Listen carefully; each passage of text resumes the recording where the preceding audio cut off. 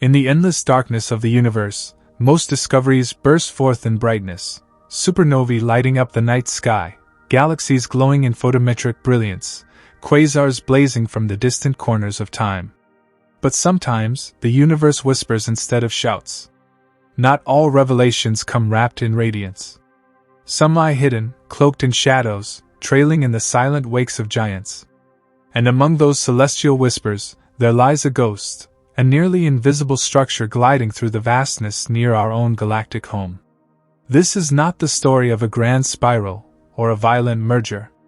This is the story of something strange. Something quiet. Something that has been there all along, but almost no one saw. But before we continue, subscribe to the channel so you don't miss out on any of these videos.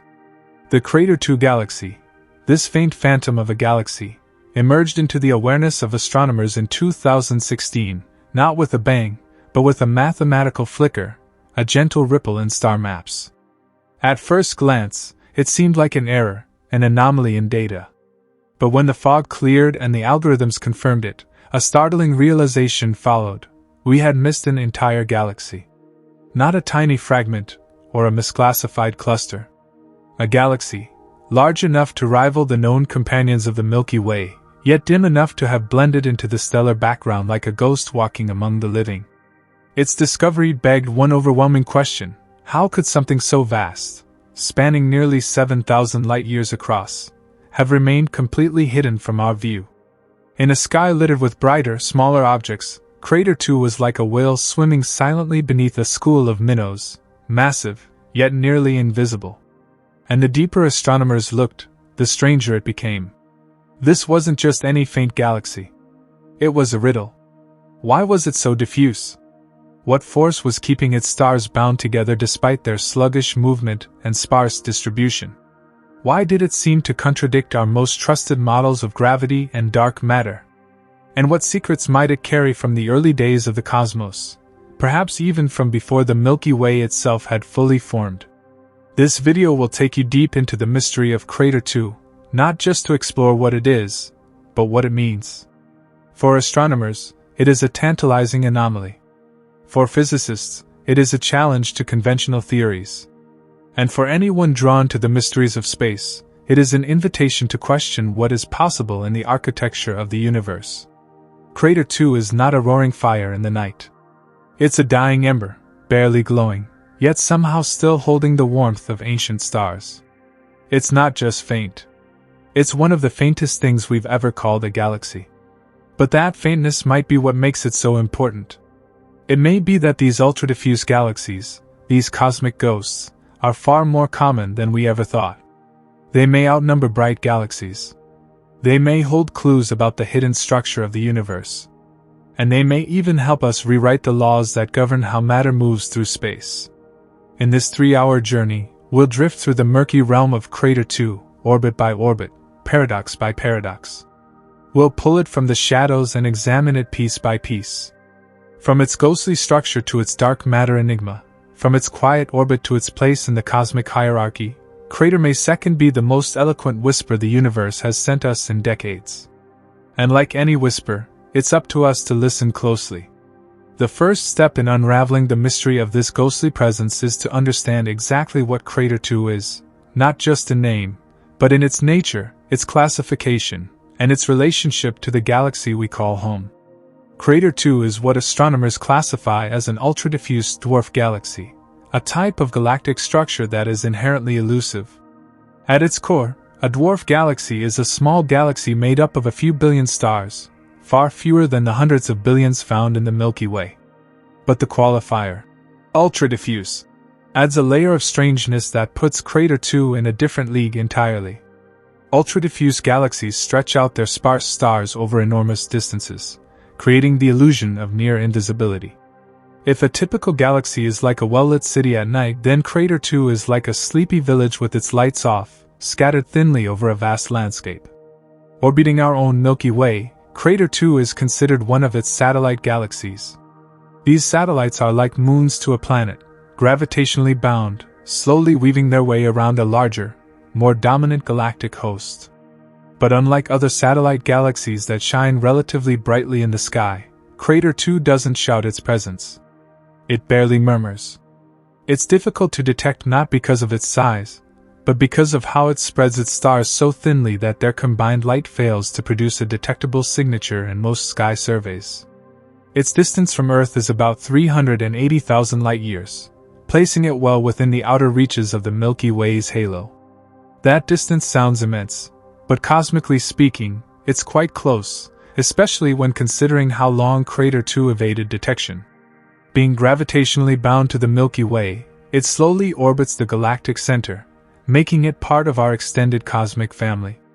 And yet, it was only discovered in 2016, a shock to astronomers who believed we had already identified the Milky Way's larger companions. To grasp what makes Crater 2 so odd, it helps to consider what a normal dwarf galaxy looks like. Most dwarf galaxies, even the fainter ones, are compact. Their stars huddle together, making them more visible despite their smaller size. But Crater 2 breaks that mold entirely. It is both large in diameter and incredibly faint, placing it in a unique category that challenges traditional definitions. It forces astronomers to ask, how do we define a galaxy if it barely holds itself together?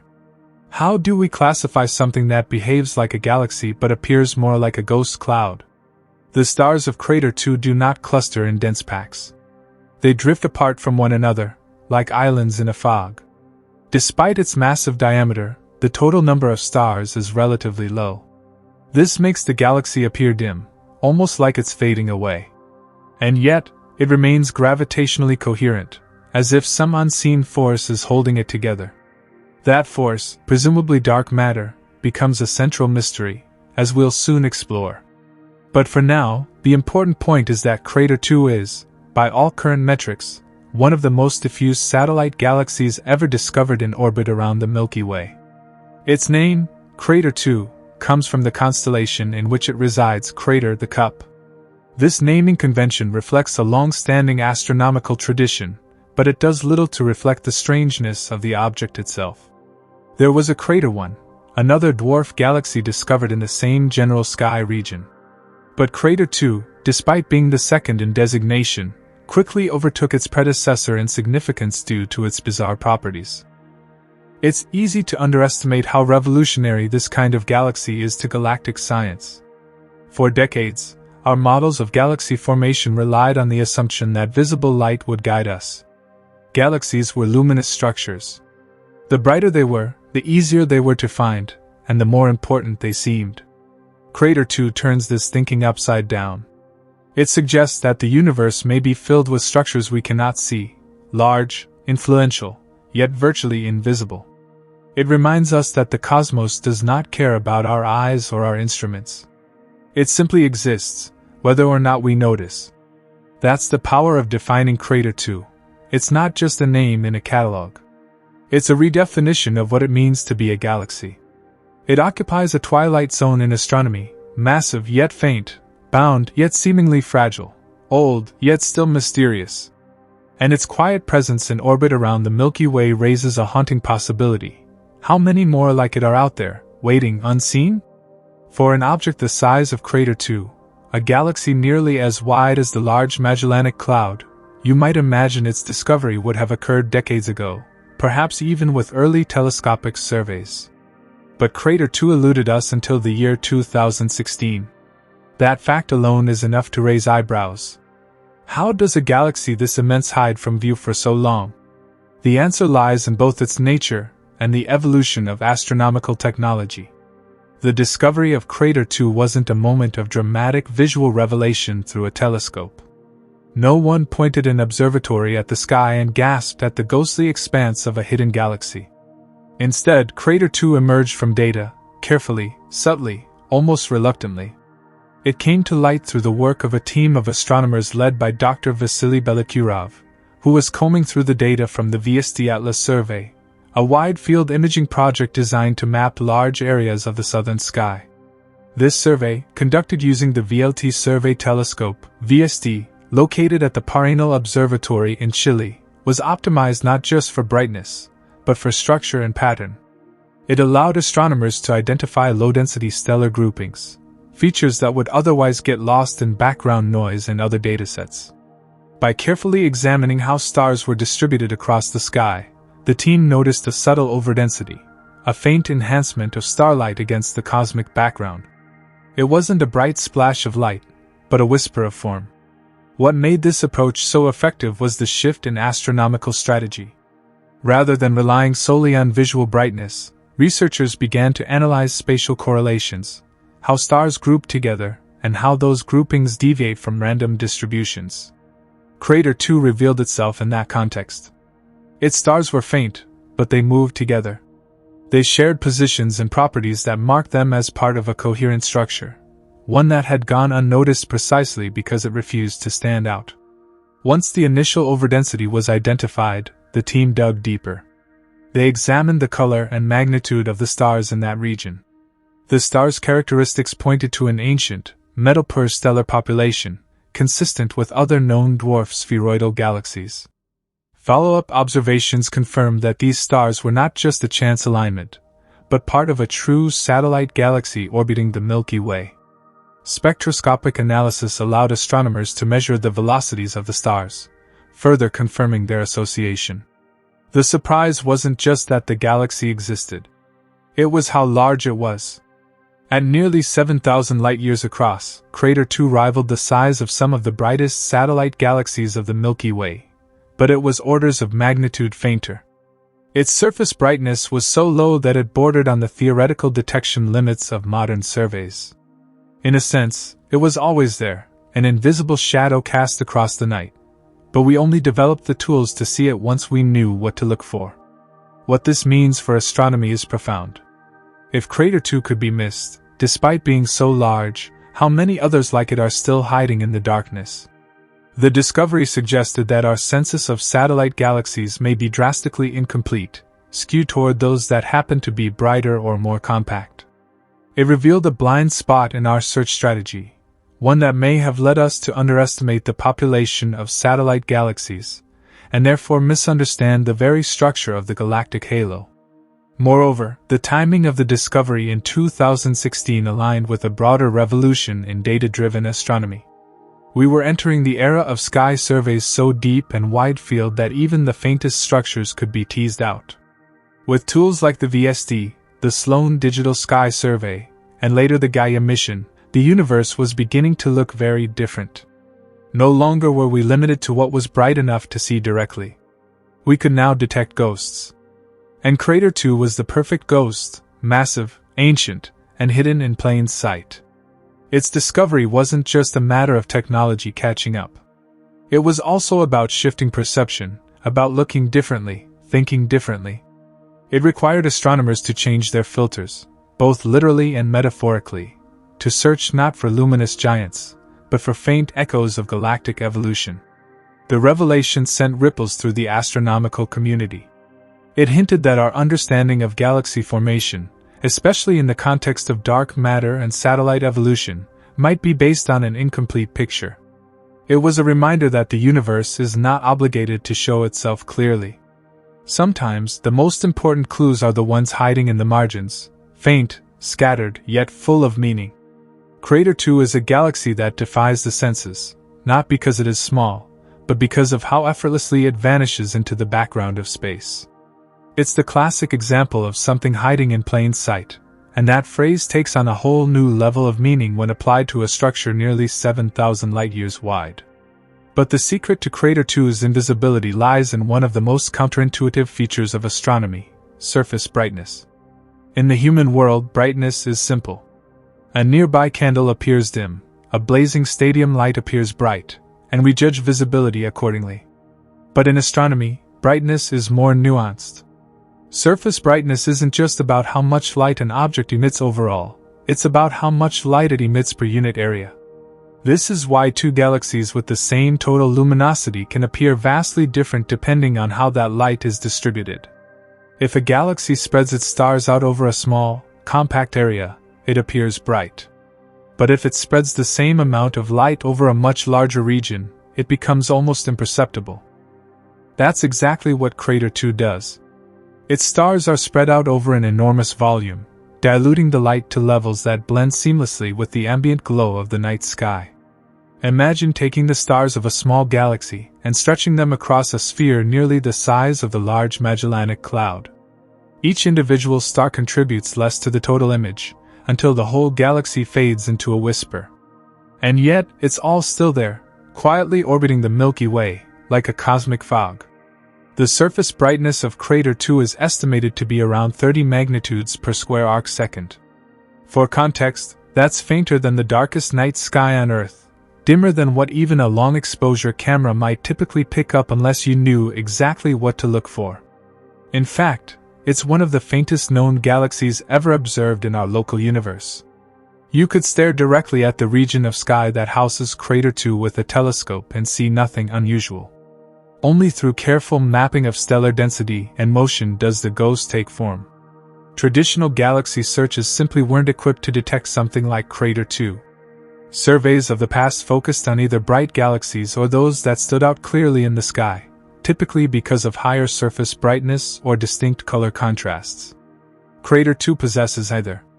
It isn't actively forming new stars, which means it lacks the brilliant blue hues of younger stellar populations. And it doesn't have the fiery core of an active galactic nucleus to call attention to itself.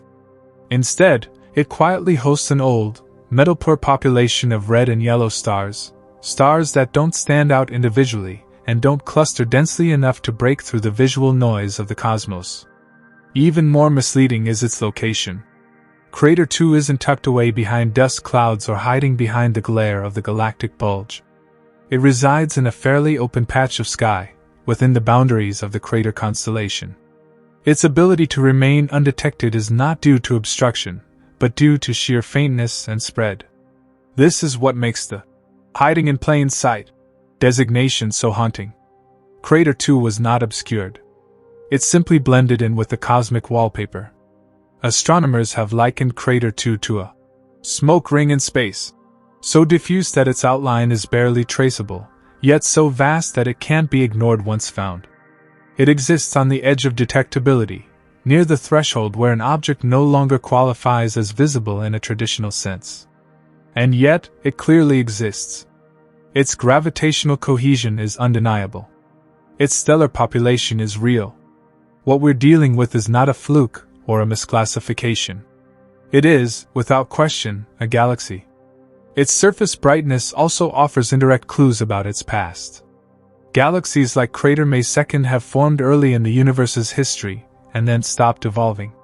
Their star formation ceased long ago, leaving behind a fading remnant of their former selves. Over time, gravitational interactions may have gently puffed up their structure, dispersing their stars outward and making them even more diffuse. Or perhaps they formed that way to begin with, emerging from dark matter halos too shallow to condense large amounts of gas into star-forming regions. In either case, the result is the same, a galaxy with so little contrast against the darkness that it becomes almost imaginary. But Crater 2 is anything but imaginary. It is a profound testament to how much of the universe may still be invisible to us, not because it is distant or hidden behind cosmic curtains, but because it lacks the brightness to draw attention. It's like walking through a fog-filled forest where only the brightest trunks stand out. The rest of the trees are there, but you need a new way to see them. The fact that Crater 2 went unnoticed for so long is not just a technical curiosity, it's a wake-up call.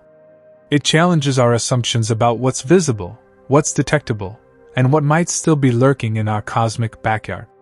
It hints that there could be dozens, or even hundreds, of similar ultra-diffuse galaxies orbiting the Milky Way, each whispering their secrets just below the threshold of detection.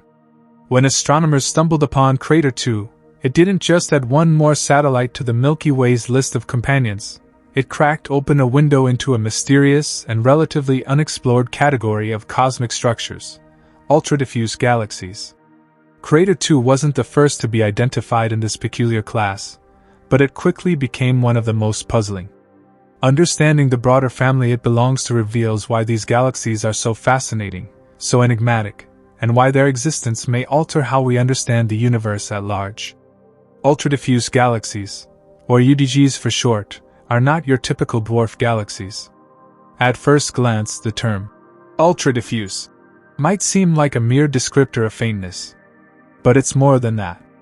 It refers to a very specific combination of properties, a galaxy with the diameter of a large, full-scale system like the Milky Way or its satellites, but with a total luminosity so low, it rivals much smaller and dimmer systems. In other words, they have the size of a giant but the glow of a dwarf. The idea that such galaxies even exist went against traditional expectations. Galaxies, we thought, either form as large luminous spirals and ellipticals, with enough mass and energy to ignite billions of stars and shine across the cosmos, or they form as compact dwarfs, small and relatively dim, but dense enough to be detected without much trouble. UDGs shattered this neat division.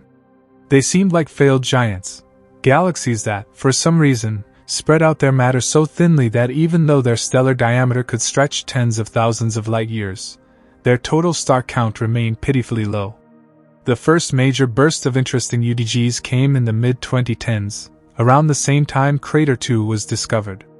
Using the Dragonfly telephoto array, a telescope system specially designed to hunt faint, low-surface brightness objects, a team of astronomers led by Peter van Dokkum discovered dozens of such galaxies in the Coma cluster.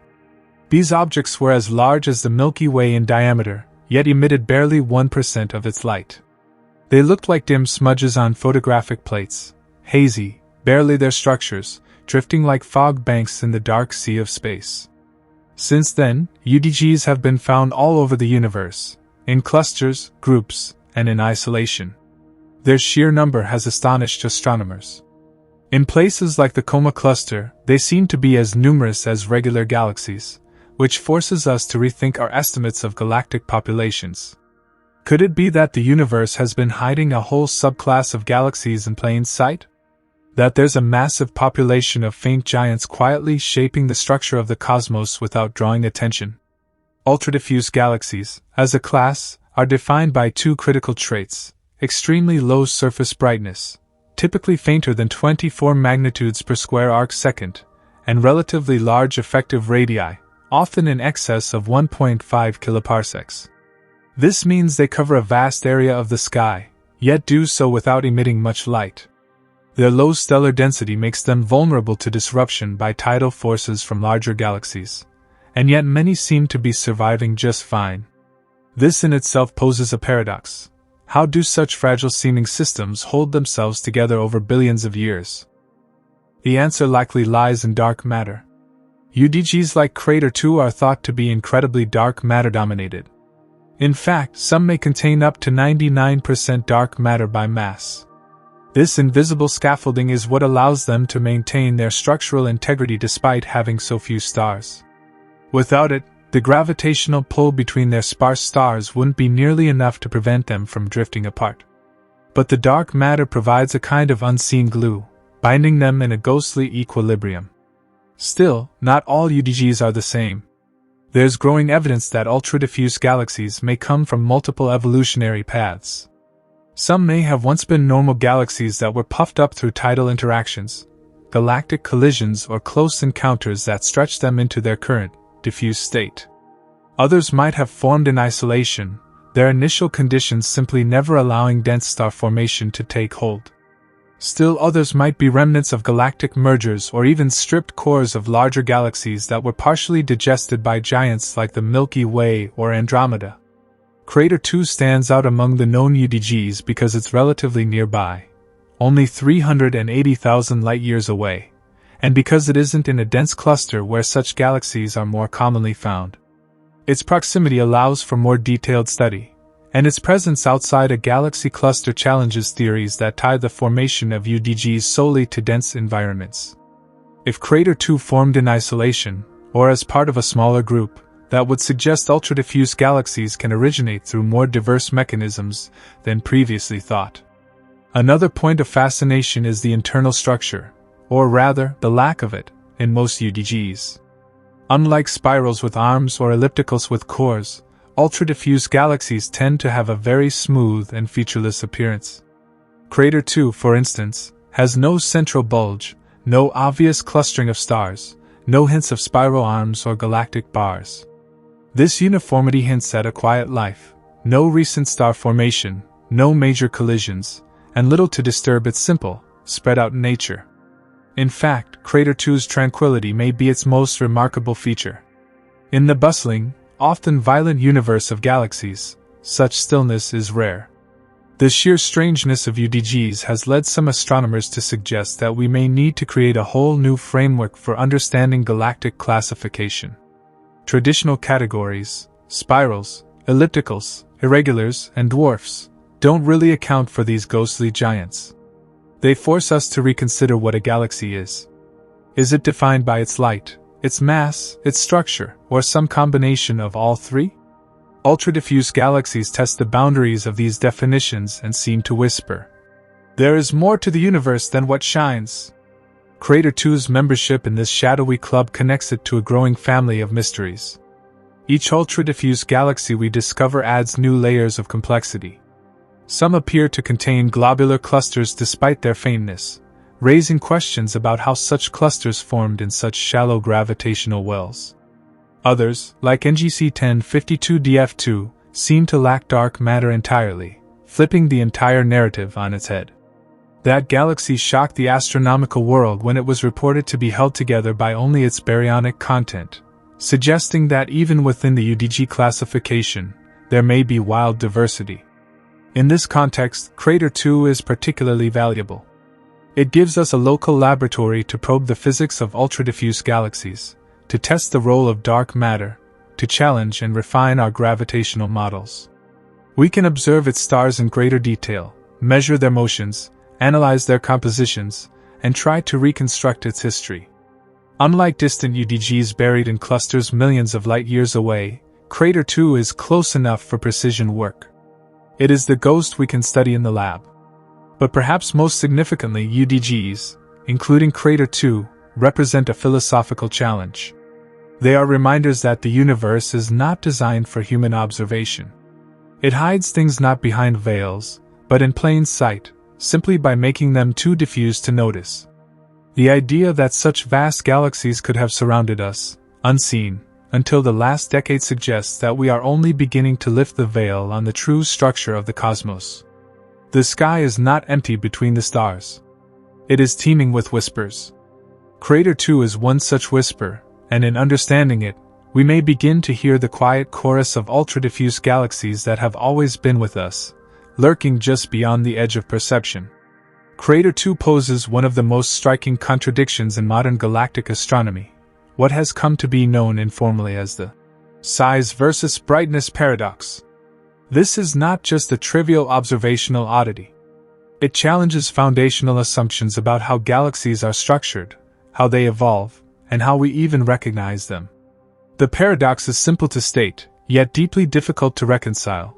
Crater 2 is enormous in size, spanning nearly 7,000 light-years across, but it is so faint that it nearly vanishes into the background noise of the universe. How can something so big be so dim? And what does that tell us about the nature of galaxies themselves? Let's begin with the size. A diameter of 7,000 light-years puts Crater 2 on par with some of the most well-known satellite galaxies of the Milky Way. The Large Magellanic Cloud, for example, is about 14,000 light-years across, roughly twice the span of Crater 2. But unlike the LMC, which is readily visible to the naked eye from the southern hemisphere and has been known since ancient times, Crater 2 remained undetected until 2016. That fact alone points to the severity of its low surface brightness.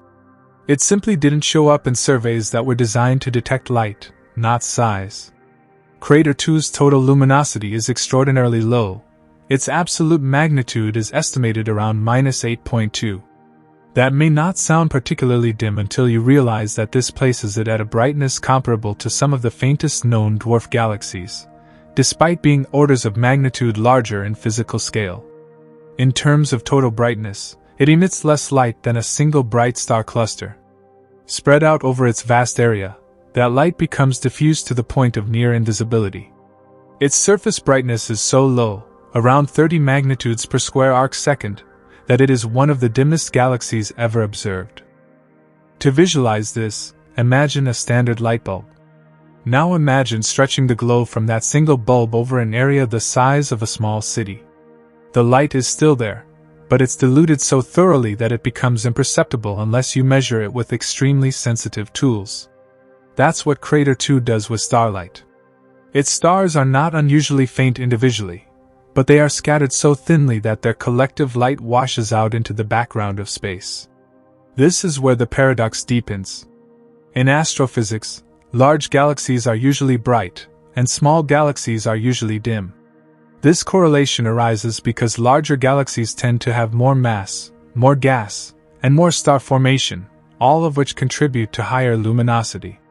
Crater 2 breaks this pattern entirely. It has the size of a luminous satellite galaxy, but not the light. It's like discovering a city that spans miles in every direction, yet contains only a handful of glowing windows.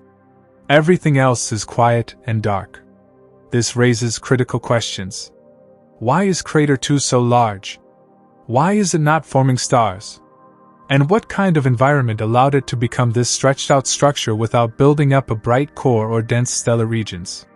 One possibility is that Crater 2 was always diffuse, that it formed in a low-density region of space where gas never clumped together effectively to trigger large-scale star formation. Another possibility is that it began with more stars and gas but lost them over time, perhaps stripped away by interactions with the Milky Way's halo, or blown out by early supernova explosions that evacuated the gas needed for continued stellar growth. Either way, the current state of Crater 2 is highly unusual. It is not just a faint galaxy. It is an oversized faint galaxy, and that makes it an outlier in galactic parameter space. When plotted on graphs of luminosity versus size, or mass versus brightness, Crater 2 sits well outside the normal trend lines. It doesn't behave like other dwarf galaxies, and it certainly doesn't fit the mold of a typical satellite. This is important because astronomy often relies on such relationships to infer unseen properties. For instance, if you observe a galaxy's brightness, you might estimate its mass or age based on how similar galaxies behave. But Crater 2 shows us that those relationships can break down. Its size implies a large system, yet its luminosity suggests something almost insignificant. This dissonance complicates how we search for other galaxies like it. If they don't follow expected patterns, how can we know where to look? The paradox also impacts how we think about galaxy evolution. If Crater 2 has always been large and faint, then it represents a different pathway through galactic history, one where growth occurred without light. If it became large through tidal forces stretching it out, then we have to account for how it survived such disruption without tearing apart entirely. And if it once was bright and became dim through the loss of gas and stars, then we need to find evidence of that past, a fossil record of former luminosity. There's also the question of its dark matter halo. Crater 2 must be held together by something, because its stars, sparse as they are, still form a cohesive unit. Given the low visible mass, the only viable explanation is that it contains a massive halo of dark matter. But how much? And what kind of halo could support such a diffuse stellar distribution without collapsing it inward or letting it drift apart? The mass-to-light ratio of Crater 2 could be among the highest in any known galaxy, depending on how it's calculated. That would make it a crucial laboratory for understanding the nature of dark matter on galactic scales. In essence, the size versus brightness paradox is not just a curiosity about Crater 2. It is a lens through which astronomers are forced to reconsider the assumptions baked into decades of galactic science. It pushes back against the idea that galaxies are easily categorized, that light equals mass, or that size correlates cleanly with structure. Crater 2 is the exception that may prove the rule, or destroy it. Its very existence implies that there could be a vast, uncharted population of similarly paradoxical galaxies out there. If we've missed Crater 2 for so long, despite its size, then what else are we missing? Could there be larger, even fainter galaxies hovering just beyond the reach of our instruments? Could the universe be filled with these silent giants, big enough to influence their surroundings, yet dim enough to remain ghosts? Ultimately, Crater 2 teaches us a powerful lesson. The cosmos is not built to be obvious. It is filled with structures that defy visibility, coherence without clarity, mass without light. And it reminds us that what we see is not always what exists. Sometimes, the largest things are the easiest to miss. While Crater 2 is puzzling in its ghostly visibility and massive size, its movement, or rather, its subtlety and motion, is equally compelling. This galaxy is not crashing through space with great urgency, nor is it spiraling violently around the Milky Way's core like some of its more dynamic counterparts. Instead, Crater 2 drifts with a kind of eerie tranquility, tracing a slow, gentle arc through the outer reaches of the Milky Way's halo. It is a companion, yes, but one that whispers rather than shouts. Its gravitational presence is faint, but undeniable, like a distant breeze on a calm night. At a distance of around 380,000 light-years from Earth, Crater 2 lies well within the extended halo of our galaxy, though far beyond the bright stellar disk where most of the Milky Way's stars reside. In this outer region, the density of material thins dramatically. Stars are fewer, gas is sparse, and gravity's grip begins to loosen. Crater 2 resides in this liminal space, a place where interactions happen more slowly, and orbits stretch out over vast timescales. Thanks to the precision of the Gaia Space Observatory, astronomers have been able to track the motion of Crater 2 across the sky with unprecedented accuracy. Gaia doesn't just pinpoint the positions of stars, it tracks their movement, creating a dynamic map of motion in our galaxy and beyond. By analyzing the proper motion of Crater 2's constituent stars, researchers have estimated the galaxy's orbital path. What they found was fascinating. Crater 2 is moving slowly. Not stalled, not static, but incredibly sluggish compared to many other satellite galaxies. This slow motion fits with the image of Crater 2 as a gentle presence. It's not tumbling rapidly into the Milky Way's core, like the Sagittarius dwarf galaxy, which is currently being shredded by gravitational forces as it plunges inward. Instead, Crater 2 appears to be on a wide, lazy orbit, possibly elliptical, possibly polar in orientation, that keeps it far from the chaos of the galactic center. It's like a distant moon, orbiting from afar, untouched by the fireworks closer to the galactic plane. This kind of motion is important because it affects how Crater 2 interacts with the Milky Way. A faster, more eccentric orbit would expose it to stronger tidal forces, potentially disrupting its structure, stripping its stars, or triggering episodes of star formation or collapse. But Crater 2's slow, distant path protects it.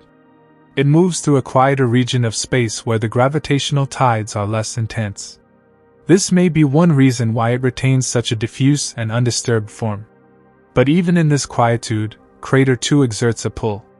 Its mass, though largely invisible, still has weight. The stars that we see are only the tip of the iceberg, the visible part of a gravitational entity much more massive. That mass, primarily in the form of dark matter, creates a halo that stretches beyond the visible stars. This halo interacts gravitationally with the Milky Way, albeit faintly. It's a soft tug, not a wrench. But over billions of years, even such gentle forces can shape galactic architecture. In a sense, Crater 2 is like a child holding the edge of an adult's coat, not strong enough to pull, but still present, still connected. It may not alter the Milky Way's structure dramatically, but its mere presence helps complete the story of our galaxy's halo, filling in a piece of the gravitational puzzle. Every satellite contributes to the overall gravitational balance of the Milky Way, and Crater 2 is no exception. Its dark matter halo, while not well understood, adds to the mass budget of the outer halo, influencing the motion of other satellites, globular clusters, and even streams of stars that have been torn from other galaxies long ago. There's also something deeply poetic about this motion. Crater 2 doesn't demand attention. It moves with the slow dignity of something ancient and weary, orbiting the Milky Way like a ghost caught in a gravitational embrace it cannot escape. It doesn't rage or flare. It simply drifts, an enormous, barely visible relic of the early universe, circling silently through the cosmic darkness. This quiet companionship makes Crater 2 a kind of sentinel in the galactic outskirts. It watches, waits, and endures. Its stars are old, its structure stable, and its orbit wide. It does not disrupt the galactic disk, nor does it tear through the interstellar medium. Instead, it remains just beyond reach, reminding us that not all companions are loud or obvious. Some, like Crater 2, are defined by their subtlety. And yet, this subtle motion holds secrets. By studying the precise path of Crater 2, astronomers hope to learn more about the gravitational field of the Milky Way's outer halo, one of the most mysterious regions of our galaxy. The way Crater 2 moves can help map the distribution of dark matter, test models of modified gravity, and reveal the history of satellite accretion in the local group. It's a quiet traveler, yes, but one that carries data etched into its motion, data that could reshape our understanding of galactic dynamics. Moreover, Crater 2's slow movement may mean that it has been in a relatively stable orbit for a long time. If true, this could make it a fossil galaxy, a structure that has remained largely unchanged since the early universe. Unlike other satellites that have been stirred, stripped, or consumed, Crater 2 might be a preserved relic, offering a snapshot of conditions billions of years ago. Its orbit acts as a kind of protection, keeping it away from the violent inner regions where transformation is constant. So while Crater may not make waves, it still leaves a mark. Its slow, patient drift through the galactic outskirts is a kind of testimony to endurance, a cosmic marathoner, pacing itself through eons, holding together through the invisible hand of gravity. Its soft gravitational tug is more than a physical force. It is a reminder of how the universe operates not only through brilliance and impact, but also through quiet persistence. Crater 2's motion is, in many ways, the embodiment of its character. Not fast, not flashy, but steady, enduring, and strangely powerful in its own ghostly way. It is the quiet companion we didn't know we had, now orbiting silently within our awareness, reshaping the way we think about the boundaries of our galaxy and the secrets they may still hold. Crater 2 is so faint that even when astronomers finally realized it was there, its detection bordered on the miraculous. To truly appreciate just how dim this galaxy is, we need to put its faintness in context, not just with theoretical numbers, but by comparing it to other dwarf galaxies, familiar night sky objects, and the very limits of human and instrumental perception. What emerges from this comparison is something extraordinary. Crater 2 is among the faintest, most elusive galactic structures ever confirmed, a near-invisible shadow against the stars. Let's begin with its total luminosity. Crater 2 has an absolute magnitude of about -8.2. That may not mean much at first glance, so let's break it down. The absolute magnitude scale is logarithmic. Every increase by 1 magnitude means an object is about 2.5 times dimmer. A typical globular cluster like Omega Centauri, which is visible with the naked eye from dark skies, has an absolute magnitude of around -10.3. That makes it more than 6 times brighter than Crater 2, despite being significantly smaller in physical size. Even the Fornax dwarf galaxy, a relatively faint satellite of the Milky Way, has an absolute magnitude of about -13, making it hundreds of times brighter than Crater 2. The Sagittarius dwarf spheroidal galaxy, currently being torn apart by the Milky Way, has an absolute magnitude of -13.5. The difference is staggering. Crater 2 is not just fainter, it is orders of magnitude dimmer than these already faint companions. Now consider this. A single bright star like Betelgeuse has an absolute magnitude of about -5.8. That's right, Crater 2, a galaxy nearly 7,000 light-years across, is only slightly brighter than a single star. In fact, a few dozen supergiant stars scattered across the sky could match the total luminosity of Crater 2. It's as if you took the combined output of a sparse handful of bright stars and spread them across a region larger than some major galaxies. That's how extreme the faintness is. In terms of surface brightness, a more precise measurement of how much light is emitted per unit of area, Crater 2 is even more of an anomaly. Its surface brightness hovers around 30 magnitudes per square arc-second. This puts it near the theoretical limit of detectability for ground-based telescopes. For comparison, the darkest possible night sky, far from any light pollution, has a brightness of about 22 magnitudes per square arc-second. This means that Crater 2's surface brightness is nearly 8 magnitudes dimmer than the darkest sky a human can ever see. That's a factor of over 1,500 times fainter than the darkest background visible to the naked eye. Even using long-exposure digital imaging and advanced noise reduction, the galaxy barely stands out. On survey images, it doesn't look like a bright cluster or a glowing cloud. It looks like a gentle smudge, a faint statistical excess of stars against the cosmic noise. If you didn't know exactly what to look for, you would overlook it every time. Even with today's best telescopes and software, Crater 2 is like a whisper in a hurricane, technically there, but utterly drowned out by everything else. To drive this point home further, let's compare Crater 2 to some everyday celestial sights. The Andromeda Galaxy, the nearest large spiral galaxy to the Milky Way, has an absolute magnitude of about -21. That makes it over 10 million times brighter than Crater 2. And yet, even Andromeda is barely visible to the naked eye under poor sky conditions. Now imagine trying to see something 10 million times dimmer than that, and also vastly more diffuse. The full moon, for comparison, has an apparent magnitude of about -12.7, and Venus at its brightest reaches -4.6. The North Star, Polaris, shines at about +2.0. Crater 2, at +16 or fainter in apparent magnitude depending on how it's measured, is absolutely invisible to the unaided eye. You would need a moderately powerful telescope just to see individual stars from it, and even then, the field would appear unremarkable unless analyzed statistically. It's also helpful to look at telescope limits. Many amateur telescopes can reach about magnitude +13 to +15 under dark skies.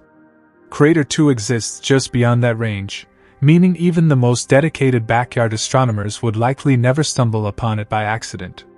Only deep sky surveys, those that stack hundreds of exposures and apply algorithmic analysis to tease out hidden signals, can bring Crater 2 into view. This raises a compelling thought. If Crater 2 is this faint, how many other galaxies like it are hiding in the darkness? Its discovery required not only advanced imaging but also precise data analytics. The fact that we found Crater 2 suggests it may be among the brighter members of a vast, dim population. There could be hundreds, or even thousands, of ultra-diffuse galaxies in orbit around the Milky Way that remain undetected simply because they are too faint, too spread out, and too well camouflaged against the background of space. Moreover, Crater 2's faintness offers a clue to its history. It likely hasn't formed new stars in a very long time. Its stellar population is old and metal-poor, indications that it underwent a short-lived or stunted period of star formation early in its existence, and then went dormant. Without gas to create new stars, and with few high-mass stars to explode and illuminate the galaxy's structure, Crater 2 faded over billions of years into what it is now, a barely visible fossil. The lack of bright features also explains why it has no identifiable core, no high-density center where stars congregate to produce a more luminous heart. Instead, the galaxy is like a slow-moving mist of ancient stars, diffused across space and slowly orbiting the Milky Way. The light it does emit is dominated by older, redder stars, much dimmer than hot, young blue stars. That, combined with the galaxy's spread-out nature, produces its near invisibility. The faintness also means Crater 2 doesn't cast much influence on nearby objects through illumination. Unlike brighter galaxies that light up surrounding gas clouds or leave imprints through radiation, Crater 2's effects are almost purely gravitational. It interacts through mass, not light, another reason it's so ghostly, so easy to overlook, and so difficult to study with traditional methods. Yet, paradoxically, this faintness makes Crater 2 incredibly valuable to astronomers. It's an extreme example of what a galaxy can be. It stretches the very definition of visibility and forces us to develop better tools, deeper surveys, and more sophisticated models. Studying Crater 2 is like listening to a whisper in a crowded room. You need silence, patience, and a keen sense of focus. But the reward is profound, a glimpse into a hidden population of galaxies that may outnumber the ones we've already seen. In the end, Crater 2's faintness is not just an observational challenge, it's a statement. A cosmic riddle. It tells us that the universe is not made solely of bright beacons and dazzling lights. There are ghosts here too. Structures so delicate, so ancient, and so faint that they slip through our perceptions, until, finally, we learn how to see them. Crater may second be faint, but its size is anything but modest. In fact, when it comes to its physical diameter, Crater 2 stands among giants. Measuring nearly 7,000 light-years across, this ultra-diffuse dwarf galaxy is shockingly large, especially when you consider how little light it emits. Its vast extent is perhaps its most baffling feature, a characteristic that places it shoulder to shoulder with far more massive and luminous galaxies, yet without the brilliant glow or dense star fields that such dimensions would usually imply.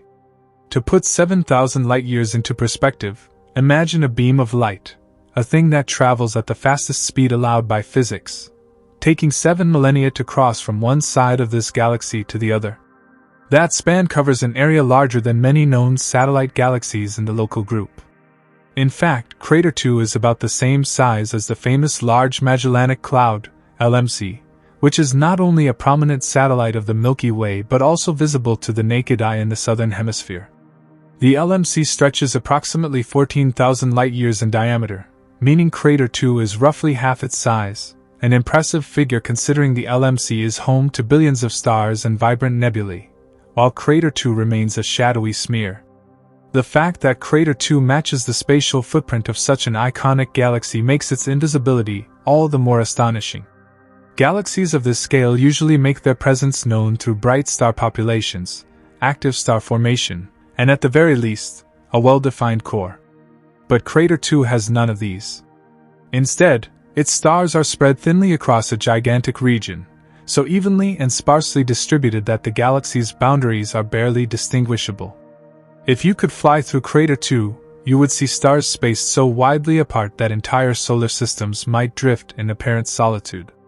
There would be no brilliant core, no dense disk, just a slow, silent journey through darkness dotted with occasional points of ancient starlight. Crater 2's immense size becomes even more impressive when compared to other dwarf galaxies. The Draco dwarf galaxy, another satellite of the Milky Way, measures only about 1,000 light-years across. The Sculptor dwarf is similar in scale. Both are relatively compact, with tightly grouped stars that make them easier to detect despite being dim. But Crater 2, with a diameter 7 times greater, spreads its stellar population over an area nearly 50 times larger in volume. It's not just a matter of being big, it's a matter of being big and nearly empty. This poses several questions for astronomers. First and foremost, how did Crater 2 get so large without becoming more luminous? One hypothesis is that its original formation conditions led to a diffuse structure from the outset. If it formed in a low-density region of the early universe, it may have accreted gas too slowly to form stars efficiently. Without frequent stellar bursts, there would have been fewer massive stars to enrich the interstellar medium, fewer supernovae to reshape its structure, and less gravitational contraction to pull its stars inward. The result: a puffed-out, slow-burning system that expanded without ever truly igniting. Another possibility is that Crater 2 was inflated by interactions with other galaxies. Tidal forces from the Milky Way or past collisions with smaller companions may have stretched it out over time. This kind of gravitational puffing is seen in other systems where galaxies are being slowly disrupted or torn apart. If Crater 2 once had a denser structure, perhaps a more compact core, it's possible that interactions over billions of years expanded its stellar envelope, smearing its stars outward and leaving behind the diffuse form we see today. In either scenario, the result is a structure that defies conventional classification. Its size puts it in the league of major galactic players, while its luminosity barely earns it a spot in the dwarf category. This disconnect makes Crater 2 something of a paradox, not just large for its brightness, but perhaps the largest galaxy ever discovered with such a low surface brightness. In terms of its place in galactic taxonomy, it's a unicorn, a rare type that breaks the mold, challenges definitions, and forces a re-evaluation of the rules. Interestingly, its vastness also makes Crater 2 an unusually good candidate for certain kinds of astronomical study. Because its stars are so spread out, they don't crowd together in the way that stars do in denser galaxies. This can make it easier to observe individual stars and analyze their spectra without interference. It also helps astronomers map the galaxy's structure more clearly, since overlapping light sources are less of a problem. In some ways, Crater 2's emptiness is a gift. It allows scientists to see through it, so to speak, to examine the galaxy as a sort of ghostly scaffold. Moreover, the sheer size of Crater 2 helps set constraints on the gravitational influence required to hold it together. If its stars are separated by great distances, they would need a significant gravitational framework to remain bound. This has major implications for the study of dark matter. Crater 2's size, combined with its faintness and smooth motion, strongly implies the presence of a vast dark matter halo, a kind of invisible skeleton that maintains the galaxy's cohesion despite its low luminous mass. Without such a halo, Crater 2's stars would have long since drifted apart, lost to the vacuum of intergalactic space. From this angle, Crater 2's large size becomes more than a curiosity, it becomes a critical data point. It may help test competing models of dark matter behavior, or even lend insights into alternative theories of gravity. Its structure is extreme enough to serve as a natural laboratory for testing how gravity works on galactic scales. The very fact that something so big can remain so faint yet so stable offers astronomers a rare opportunity to challenge or confirm core assumptions in cosmology. But even beyond the technical significance, Crater 2's size resonates on a more poetic level. In a universe filled with luminous spirals, blazing quasars, and spectacular supernovae, here is an object that expresses itself with silence and scale. It doesn't shout. It stretches. It doesn't dazzle. It endures. Its 7,000 light-year diameter is not just a measurement, it's a quiet declaration that the cosmos has many forms of expression, and not all of them are bright. This enormous, nearly invisible galaxy tells us that size and power do not always go hand in hand with brightness and visibility. Sometimes the universe builds massive structures out of the faintest whispers. Sometimes the most monumental presences cast no shadow and leave no trail, except for the quiet pull of gravity and the faint shimmer of ancient stars. Crater 2 occupies a strange and lonely position in our galaxy's architecture, a spot nestled deep within the Milky Way's outer halo, a vast and sparsely populated region that stretches far beyond the familiar spiral arms we so often associate with the galaxy. If the Milky Way were a city, with the downtown core representing the bright disk and central bulge, then the halo would be the remote suburbs, and Crater 2 would be like an old, quiet homestead out on the furthest outskirts, barely visible through the fog. At a distance of roughly 380,000 light-years from Earth, Crater 2 sits well beyond the visible disk of the Milky Way, whose radius is around 50,000 to 60,000 light-years. Even most of the known satellite galaxies reside closer in, often within about 200,000 light-years.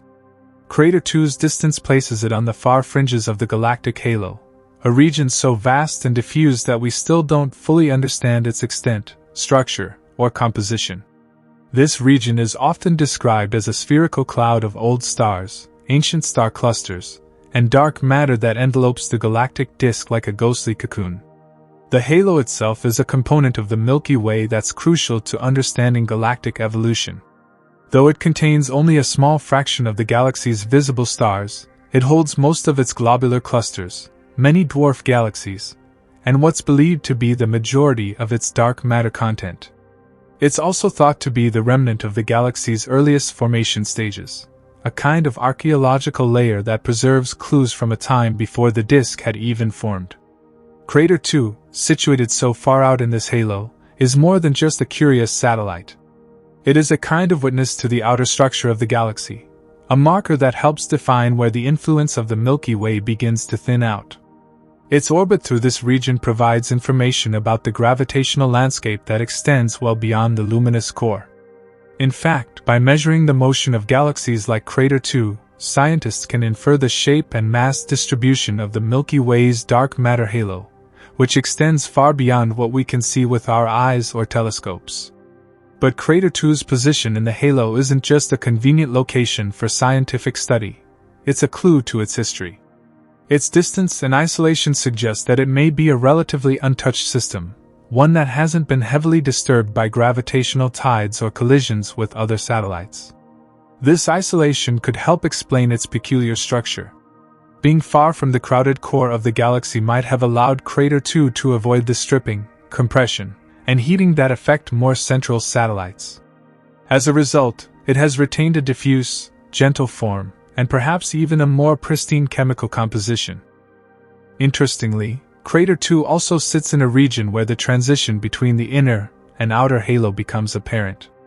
The Milky Way's halo isn't a uniform sphere, it has layers, asymmetries, and substructures. The inner halo is more flattened and more influenced by the galactic disk, while the outer halo, where Crater 2 resides, is more spherical and chaotic, shaped by ancient accretion events and long-lost mergers. In this chaotic environment, relics of past collisions drift like ghosts, and Crater May 2 be one of them, a surviving shard from a galaxy that fell into the Milky Way long ago. In fact, some models suggest that Crater 2 could be part of a larger galactic stream or structure, a remnant of a dwarf galaxy group that was accreted by the Milky Way in the distant past. The presence of nearby stellar overdensities, such as the Crater Globular Cluster and other faint objects with similar trajectories, hint that Crater 2 might not be as alone as it appears. Instead, it could be a member of a forgotten family, now dissolved and spread across the sky, held together only by matching velocities and ancient orbits. This makes Crater 2 a kind of anchor, a reference point that could help reconstruct the broader history of galactic accretion. The halo, after all, is filled with the debris of consumed galaxies. Stellar streams crisscross it, remnants of systems that were torn apart by gravity and absorbed into the Milky Way's growing structure. Crater 2, being relatively intact, stands out in this environment. It is a fossil that has yet to be fully eroded by time, a galaxy that may one day become a stream itself if tidal forces eventually unravel it. Its place in the halo also has implications for our broader cosmological models. The number and distribution of satellite galaxies are a key prediction of the lambda cold dark matter model, our current best framework for understanding the universe's structure. Yet, until recently, there was a missing satellites problem. Simulations predicted hundreds of dwarf galaxies orbiting the Milky Way, but only a few dozen had been found. The discovery of faint, distant systems like Crater 2 has helped close that gap, suggesting that many of these predicted satellites may have been there all along, hiding in the darkness of the halo. In this way, Crater 2 is part of a slow revelation. It tells us that the halo is more than a sphere of forgotten stars. It's an active, dynamic region full of secrets. By tracing its contents, especially extreme members like Crater 2, we uncover a record of galactic cannibalism, growth, and transformation. Each faint galaxy, each star stream, each dark matter clump adds to the portrait of the Milky Way not as a static object, but as an evolving, hungry structure that has grown through the absorption of smaller systems. And within that grand architecture, Crater 2 glides slowly through space, orbiting at the edge of gravity's grasp. It is quiet, patient, and ancient. It sees the Milky Way not as we do, from within, but from without, from a vantage point few objects share. It watches the galaxy from the rim, tracing slow arcs through the halo like the hand of a cosmic clock, its movement silent but significant. It is a sentinel in the galactic fog, marking not just the edge of the Milky Way's luminous reach, but the beginning of its vast and mysterious envelope, a place where the light fades, but the structure remains. Crater 2 breaks yet another mold with its physical structure, a galaxy that defies one of the most common and defining traits of most known galaxies, a central core. While the majority of galaxies, from compact dwarf spheroidals to sprawling spirals like the Milky Way and Andromeda, are built around dense central regions, nuclei where stars cluster more tightly and gravity pulls material into well-defined centers, Crater 2 lacks such a heart. It is, quite literally, a galaxy with no core. And this absence says as much about its quiet existence as any star it still clings to. When astronomers map out the light profile of a galaxy, they usually find a pattern. Brightness increases toward the center, often forming a pronounced bulge or core. This central region typically represents the gravitational anchor of the galaxy, a point around which other material orbits. It is also where we tend to find some of the most interesting activity: dense star clusters, black holes, and sometimes the remnants of early bursts of star formation. But in Crater 2, there is no such increase in brightness, no central cluster, and no bulge. Its light profile is remarkably flat, smooth, featureless, and diffuse. It doesn't peak in the middle. It simply stretches, evenly and quietly, across a vast, faint plain. This smooth distribution of stars is more than just an oddity. It's a statement about Crater 2's evolutionary path. A coreless structure implies a lack of the gravitational mechanisms that typically drive stars toward the center. That could mean that Crater 2 never formed a dense core to begin with, or that it once had one and somehow lost it. Both possibilities raise profound questions. If Crater 2 never formed a core, it suggests that the conditions under which it was born were extremely unusual. In the early universe, protogalactic clouds of gas and dark matter collapsed under their own gravity, igniting bursts of star formation that often began in the central regions where densities were highest. In most galaxies, this process built cores automatically. So, for Crater 2 to have avoided this, something must have been different. Perhaps its gas was too diffuse. Perhaps it lacked sufficient density. Or perhaps it formed so slowly and peacefully that it never underwent the violent internal dynamics needed to gather material inward. Alternatively, if Crater 2 did once have a core, its absence today could point to past trauma. Tidal forces, gravitational interactions with the Milky Way or other satellites, can strip stars from galaxies, and over long timescales, they can erode structure. If Crater 2 passed near the Milky Way's inner regions at some point in its history, it may have lost not only outer stars but also whatever central structure it had. Repeated encounters with the galactic halo or intergalactic medium could have puffed it outward, smoothing its stellar distribution until no core remained. In this case, Crater 2 would be a galactic ghost, not just in brightness but in form, a wraith-like remnant of a galaxy that once had more structure than it does now. The implications of a coreless galaxy go beyond morphology. In systems with central concentrations of stars, gravitational interactions often trigger new waves of star formation. Material falls inward, compresses, and ignites. Without that kind of central gravity well, Crater 2 has no such engine. Its smooth, flat light profile reflects a frozen state, no collapsing gas clouds, no inward migration, no bursts of activity. It's a galaxy that has gone to sleep, its dynamism long gone, leaving behind a soft spread of ancient stars. This lack of central structure also complicates our ability to model its internal dynamics.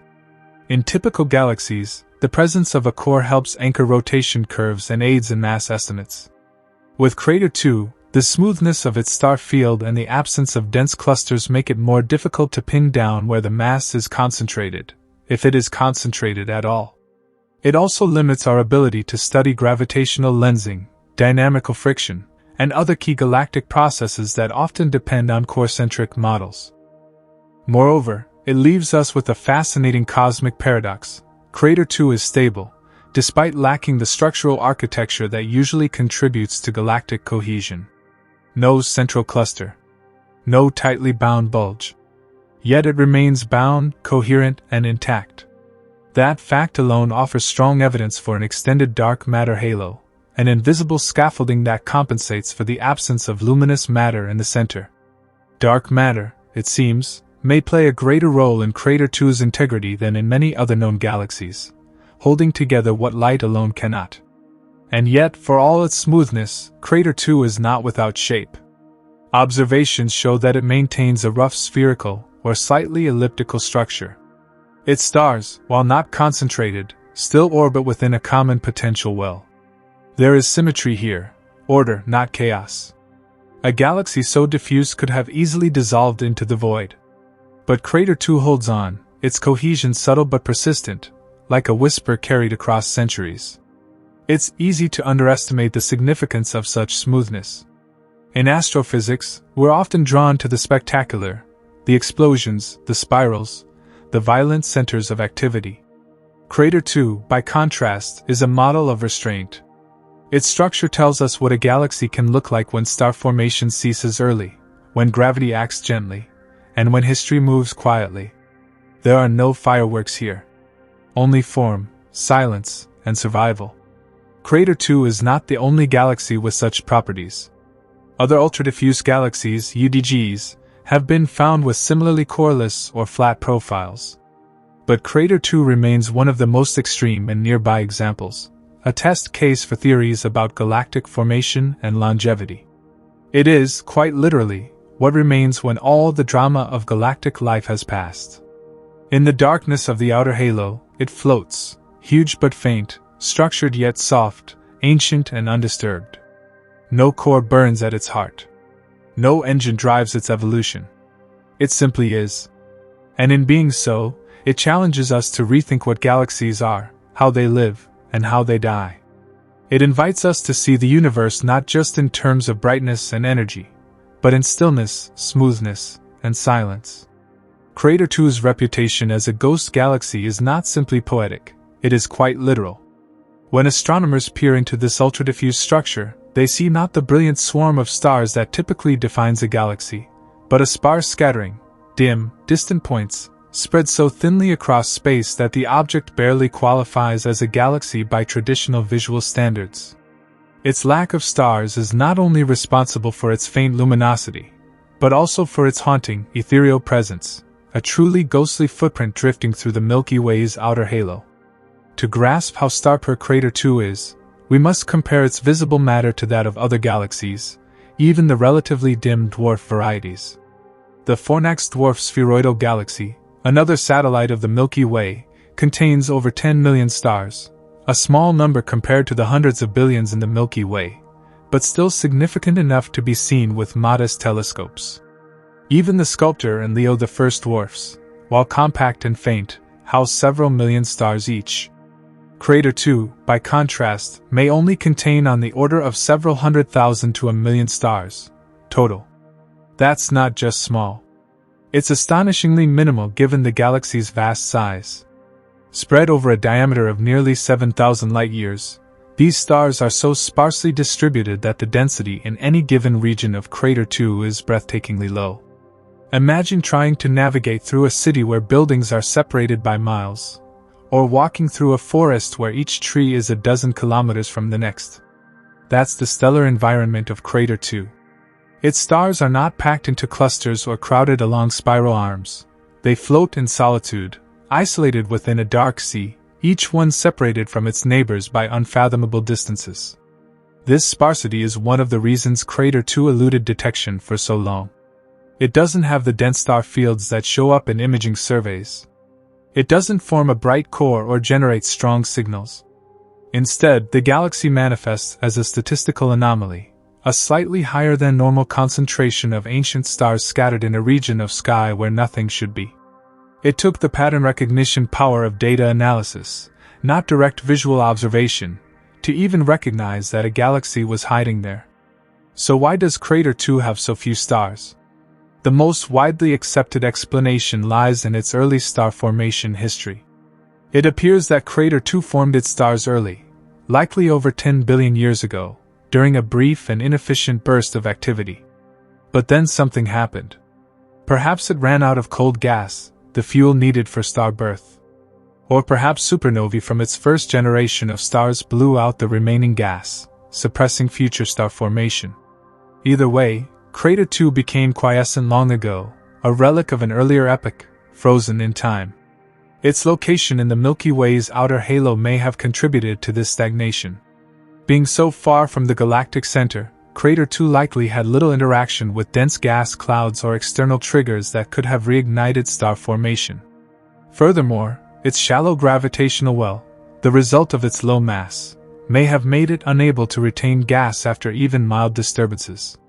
Once its first round of stars exploded, the feedback may have been enough to expel the remaining material into intergalactic space, leaving behind a structure made of stars, but incapable of creating more. Another factor may be reionization, the process in the early universe during which the first massive stars and quasars flooded the cosmos with high-energy radiation.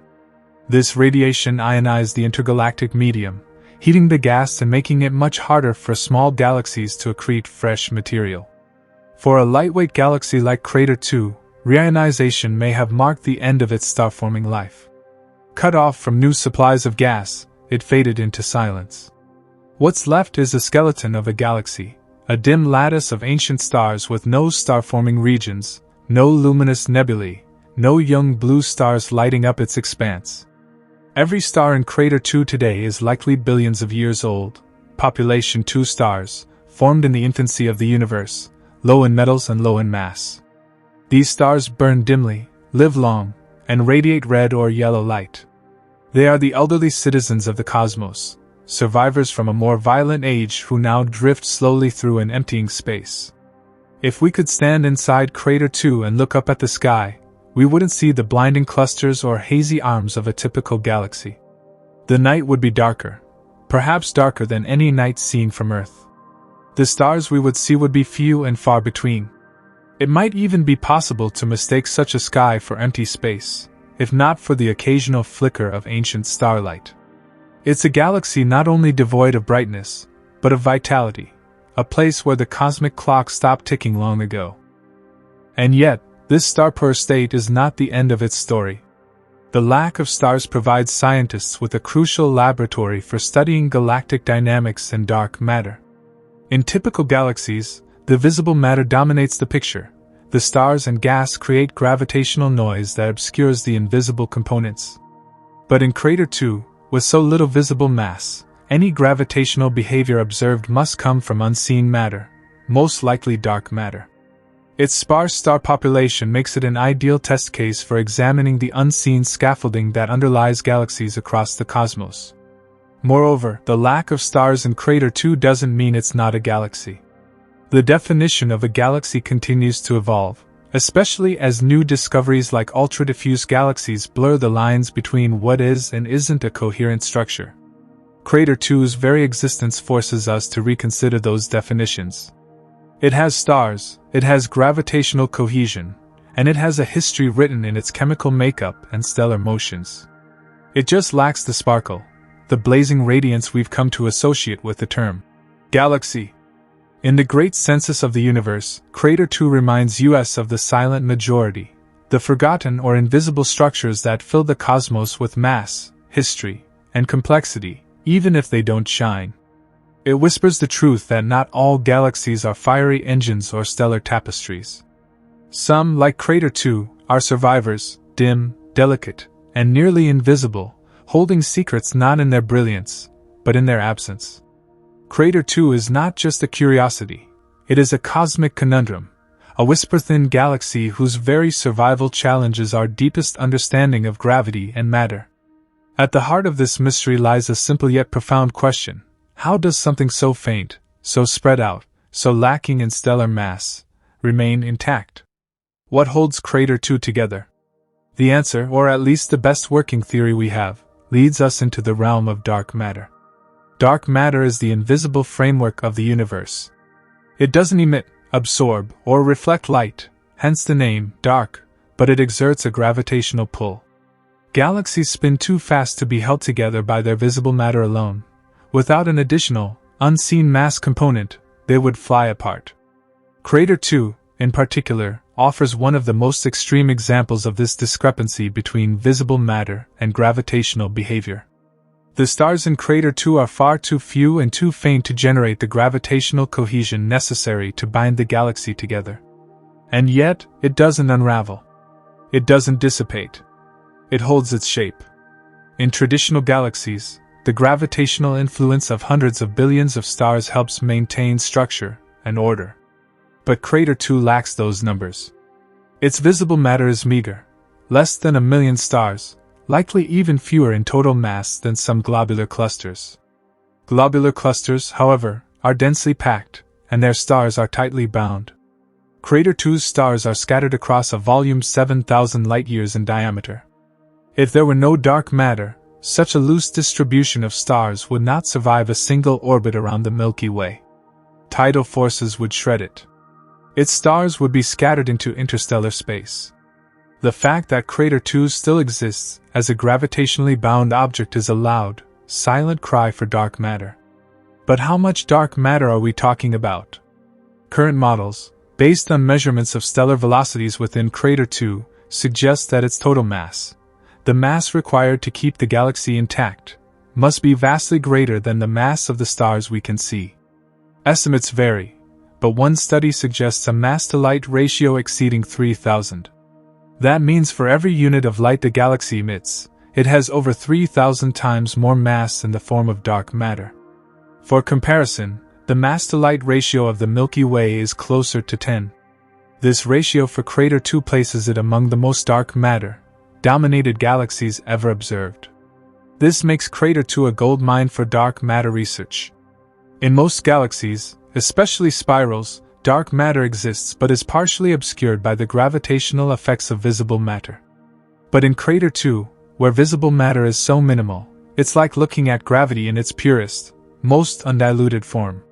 It's as though someone took a galaxy, erased almost all the stars, and left just the bones, the dark matter halo, visible only through its subtle influence on the few stars that remain.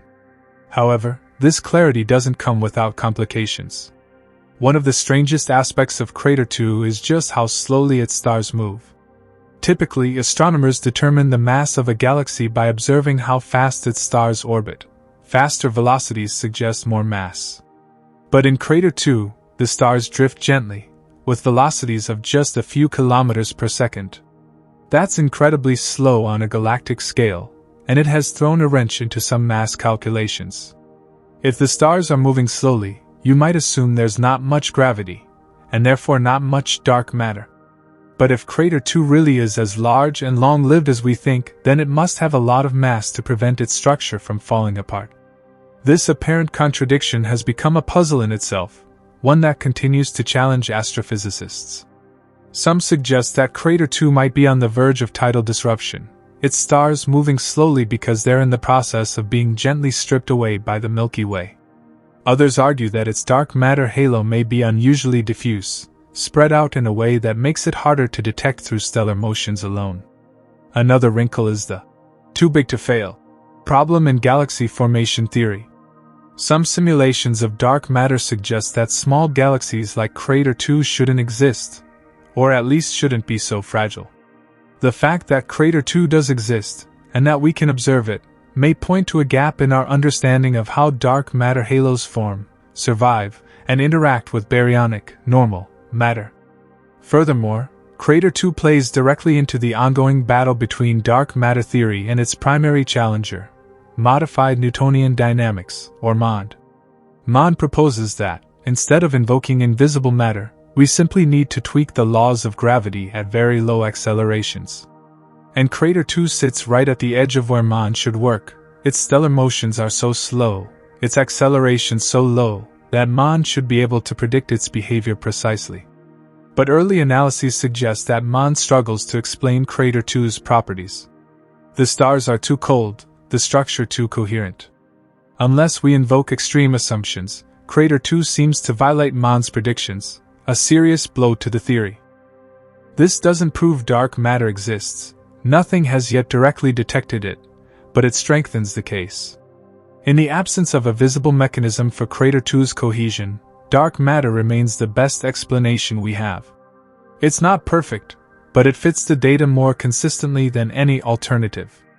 In this way, Crater 2 has become a kind of testing ground, not just for dark matter theory, but for the nature of gravity itself.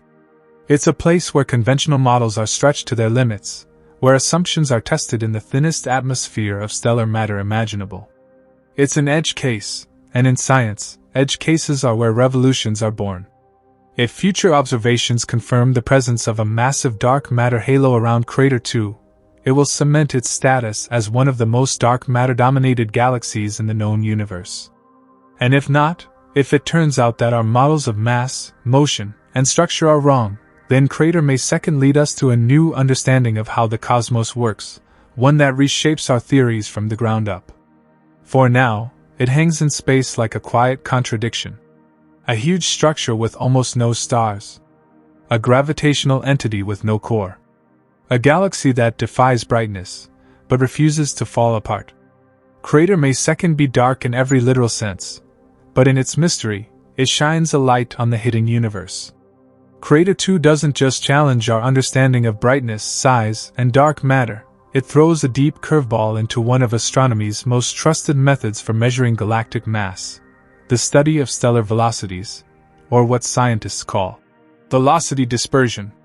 This metric, essentially the range of speeds at which stars in a galaxy move relative to each other, has long been a cornerstone of galaxy dynamics. In galaxies with more mass, especially dark matter, stars tend to move faster because there's more gravity holding everything together. But Crater 2's stars don't follow this rule. They move unusually slowly, as if they're floating through molasses. And that discrepancy is nothing short of baffling. When Crater 2 was discovered and its stars analyzed spectroscopically, astronomers expected some degree of internal motion. After all, for a galaxy of such size to remain gravitationally bound, there must be some mass pulling the stars inward, and that would typically cause them to move around at noticeable speeds. But observations revealed a shockingly low velocity dispersion, around 2.7 kilometers per second. To put that in perspective, that's barely faster than a person driving a car through a city street.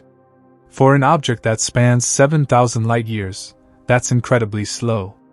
By contrast, a typical dwarf spheroidal galaxy of Crater 2's size and mass might exhibit a velocity dispersion in the range of 6 to 10 kilometers per second. Even smaller, more compact galaxies with significantly fewer stars often show higher dispersions. The Large Magellanic Cloud, a satellite of the Milky Way that's only about twice as large as Crater 2, has stars that move much faster due to its higher stellar mass and active structure. Yet Crater 2's stars drift along almost lazily, their movements so gentle that they defy what gravity, as we understand it, should be doing at that scale. This, too cold, stellar velocity, meaning the system's internal motion is cooler, or slower, than models predict, introduces a significant challenge to the notion that galaxies like Crater 2 are held together primarily by dark matter. If the stars are barely moving, and yet the galaxy is so large and apparently bound, it suggests one of two unsettling possibilities. Either Crater 2 is not as massive as we think, and is somehow staying together without the help of dark matter, which contradicts nearly every other known ultra-diffuse galaxy, or there is dark matter, but it's behaving in ways that contradict our current simulations. One hypothesis is that Crater 2 might not be in equilibrium. If it's in the process of being tidally stripped, or disrupted by the Milky Way's gravitational pull, its stars could be moving slowly simply because they are already escaping. In this view, the low dispersion is not a reflection of low mass but a symptom of the galaxy being torn apart, a system in transition, no longer fully gravitationally bound. But there's a problem with this. Crater 2's stellar distribution appears remarkably smooth and coherent. There are no strong signs of stretching or deformation. It doesn't have the telltale signs of a galaxy on the edge of dissolution, like long tidal tails or uneven density gradients.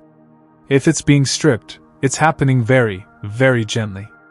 Another possibility is that Crater 2 is an extreme example of a system embedded in a particularly fluffy or diffuse dark matter halo, a distribution of dark matter that's not centrally concentrated but spread thinly across a large volume.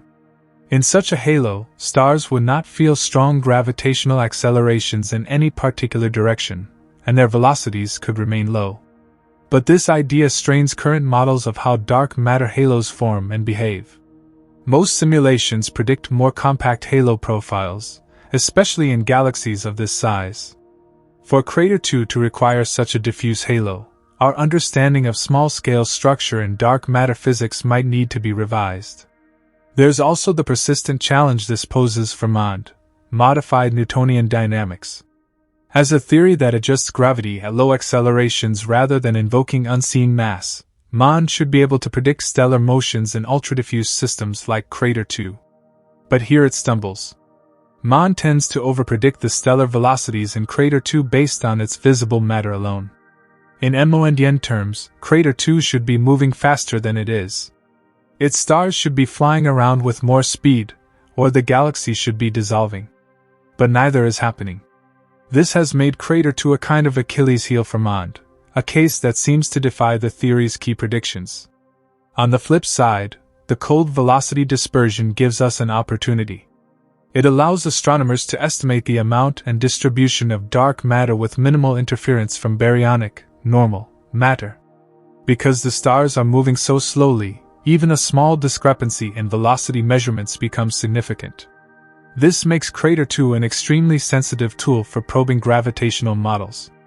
Any deviation from predictions, any unexpected wiggle in the velocity map, becomes a meaningful data point, a clue that something fundamental is either missing or misunderstood.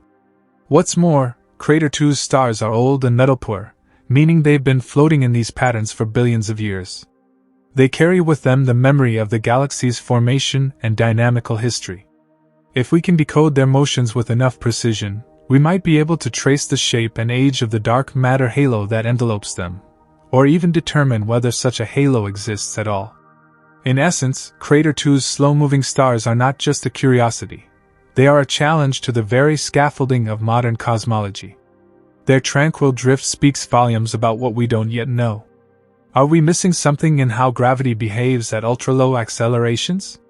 Are there forms of dark matter that distribute themselves more gently than expected? Is Crater 2 a snapshot of galactic decay, or a fossil from a formation process that has left no other analogues? As telescopes improve and as instruments like the Gaia Space Observatory continue to provide more accurate positional and velocity data, we may finally begin to unravel the reasons behind Crater 2's quiet movements. But for now, its stars float on, defying expectations, not with violence or energy, but with silence. Their stillness is their statement. Their tranquility is their mystery. Crater 2's tranquil stellar motions, already baffling in the context of galactic dynamics, become even more bewildering when seen through the lens of theoretical physics. The problem has earned a stark and evocative label among astronomers and cosmologists: the too cold problem. This phrase refers to the unusually low velocity dispersion observed in Crater 2, so low, in fact, that it seems to contradict not just expectations, but fundamental models of gravity and dark matter. The galaxy appears too cold to be real, or at least to make sense within the standard framework of galactic structure formation. To understand the strangeness here, we must recall what cold means in this context. It doesn't refer to temperature in the everyday sense, but rather to kinetic temperature, a measure of how much energy the stars have in their motions. High kinetic temperature, a hot system, means stars are moving rapidly and chaotically. Low kinetic temperature, a cold system, means the stars move slowly, calmly, and with little variation in velocity. And Crater 2 is astonishingly cold. Its stars drift around at roughly 2.7 kilometers per second, which is far below what one would expect for a galaxy of its size and spatial extent. This poses a direct challenge to two major frameworks in cosmology: the lambda cold dark matter model and modified Newtonian dynamics, MON. Let's begin with lambda cold dark matter, which is the prevailing model of the universe's structure, incorporating both dark energy and cold dark matter. Under this model, Crater 2, like any other galaxy, is embedded in a halo of dark matter that dominates its mass. The velocities of stars should reflect the pull of that invisible halo. Yet, in Crater 2, the stars move far too slowly, suggesting either that the dark matter halo is exceptionally diffuse, or that something is very wrong with how we're modeling its gravitational potential. If Crater 2 were simply low mass and lacking dark matter, we'd expect it to be torn apart by the Milky Way's gravitational tides. But it's not. Its structure is coherent. So one might think, perhaps the dark matter is just spread out more thinly than we expect. But to produce such a low velocity dispersion across such a wide galaxy, the dark matter would need to be so diffuse as to be almost undetectable, and in contradiction with how simulations predict dark matter halos should behave. This leaves us in a delicate place. Either Crater 2 has a radically different type of dark matter distribution, perhaps pointing to new physics, or the assumptions underlying the lambda cold dark matter model don't fully capture the behavior of ultra-diffuse systems. Now consider MOND, a radical alternative to dark matter. MOND attempts to explain galactic dynamics by modifying Newton's laws of gravity at extremely low accelerations, precisely the regime in which Crater 2 resides. Mon predicts that in environments where the gravitational acceleration drops below a certain threshold, gravity behaves differently, becoming stronger than Newtonian expectations. In theory, this should explain the anomalous rotation curves of galaxies without invoking invisible matter. But Crater 2 appears to defy even this modified gravity. Its stars are not just moving slowly, they're moving more slowly than Mon predicts. According to Mondian calculations based on the visible mass of Crater 2, the velocity dispersion should be significantly higher than what we observe. The galaxy is too cold, even for modified gravity. This has placed Crater 2 in a unique position. It's not just a challenge to dark matter theories. It may be one of the strongest observational counterexamples to Mond as well. This makes Crater 2 something of a cosmic stress test. It forces theorists to confront the limits of their models. In the past, ultra-diffuse galaxies with strange dynamics have been attributed to measurement error, interloping stars contaminating velocity data, or assumptions about equilibrium. But in Crater 2, the data is becoming increasingly precise, and the anomalies persist. The stars are not outliers. The system is not in disarray. It is simply, and unsettlingly, cold. There's a philosophical weight to this as well. For decades, astronomers have trusted that the large-scale structures of the universe behave in ways that can be predicted by extrapolating known laws, scaled to larger systems. But Crater 2 is a reminder that the universe still contains regimes where our rules break down. It's not just a statistical outlier, it's a probe into uncharted gravitational territory. One idea that has emerged to explain Crater 2's coldness is the possibility of dark matter self-interaction. In this model, dark matter particles can collide and scatter off each other, unlike the cold, collisionless dark matter assumed in the standard model. These interactions could cause the dark matter halo to become more diffuse and spherical, lowering the gravitational potential and reducing the velocity dispersion of stars. While this would help explain Crater 2's behavior, it would also require a significant departure from the current understanding of particle physics, essentially rewriting the rules of how dark matter behaves. Alternatively, Crater may second represent a snapshot in time, a temporary configuration caused by a recent interaction or environmental effect. Perhaps it's on a very specific part of its orbit around the Milky Way, in a phase where gravitational stretching has quieted its stellar motion without yet tearing it apart. But this too raises problems. How likely is it that we caught this object in such a fleeting moment of galactic equilibrium? And why do its properties match so cleanly across multiple observations? Regardless of the resolution, Crater 2 is now a key proving ground for theoretical physics.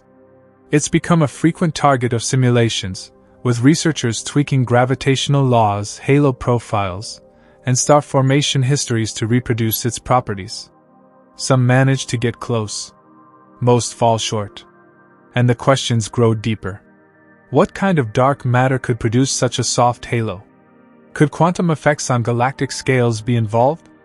Is there an unknown feedback mechanism that cooled the system more than expected? Or are we simply seeing the limits of observational astrophysics? Phenomena so rare and fragile that our sample size is just too small to interpret correctly? Whatever the answer, Crater 2 is not just a galaxy. It's a paradox in motion. A gentle contradiction gliding through the Milky Way's outskirts, asking us to look deeper, think harder, and admit how much we still don't know.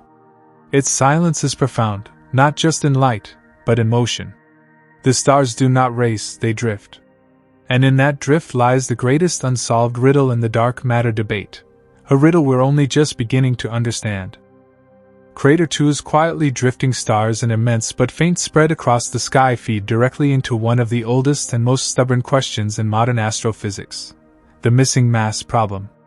From spiral galaxies to galaxy clusters, we've long known that the visible matter we can observe, stars, gas, and dust, accounts for only a small fraction of the mass required to explain gravitational behavior.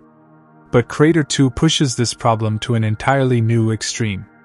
It's not just the galaxy that suggests missing mass. It may be one of the clearest cries for the presence of an enormous, unseen, and possibly exotic substance dominating its very existence. At the heart of the missing mass problem is a simple yet critical mismatch.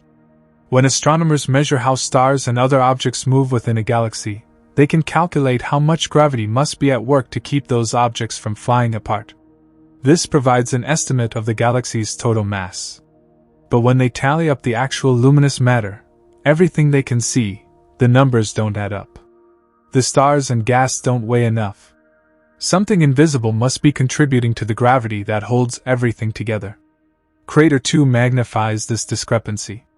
With a size stretching 7,000 light-years across, comparable to the much more luminous and massive Large Magellanic Cloud, Crater 2 should be hosting tens or even hundreds of millions of stars to maintain gravitational stability. Yet it has only a sparse population of ancient, faint stars. From their motion, measured carefully through high-resolution spectroscopy, we know that these stars are not accelerating rapidly. They're not zooming around some central anchor. They're drifting gently. And yet, the galaxy remains intact. It hasn't dispersed into space or been pulled apart by the Milky Way's gravity. So either it's supported by a vast cloud of invisible mass, or our models of gravity itself are flawed. This leads to the remarkable conclusion: Crater May 2 have one of the highest mass-to-light ratios ever observed. That is, compared to the amount of light it emits, it must possess an extraordinary amount of mass, hundreds, even thousands of times greater than what we can see. For context, the Milky Way's mass-to-light ratio is somewhere around 10. For Crater 2, estimates range upwards of 3,000, possibly more. That means that over 99.9% of its mass is invisible. This makes it one of the darkest known galaxies in terms of mass-to-light ratio, possibly composed almost entirely of dark matter.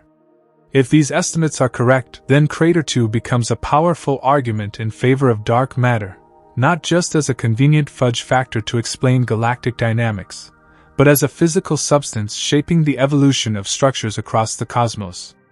Its presence here is not inferred from spirals or strong gravitational lensing, but from an eerie silence, a faint, near-empty galaxy whose survival screams for mass we cannot see.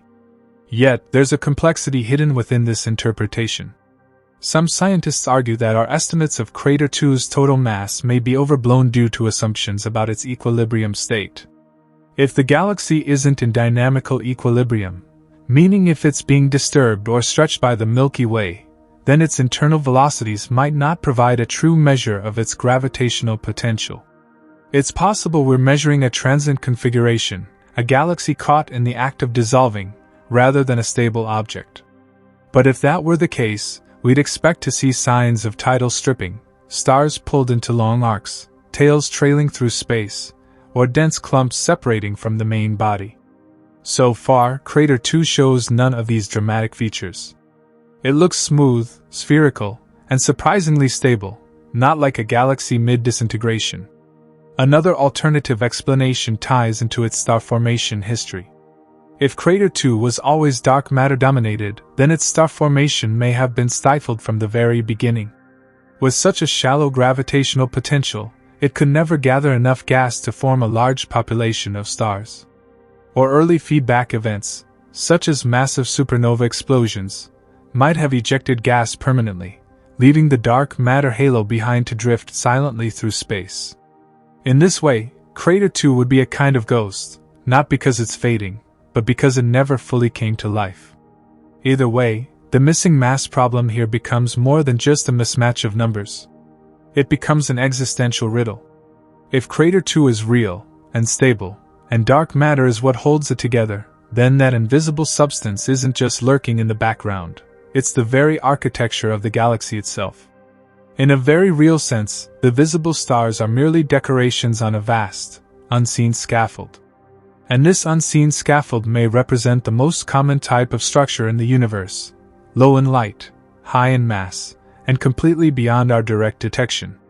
What makes Crater 2 even more interesting is how it fits into a growing catalog of ultra-diffuse galaxies, UDGs, and dark galaxies.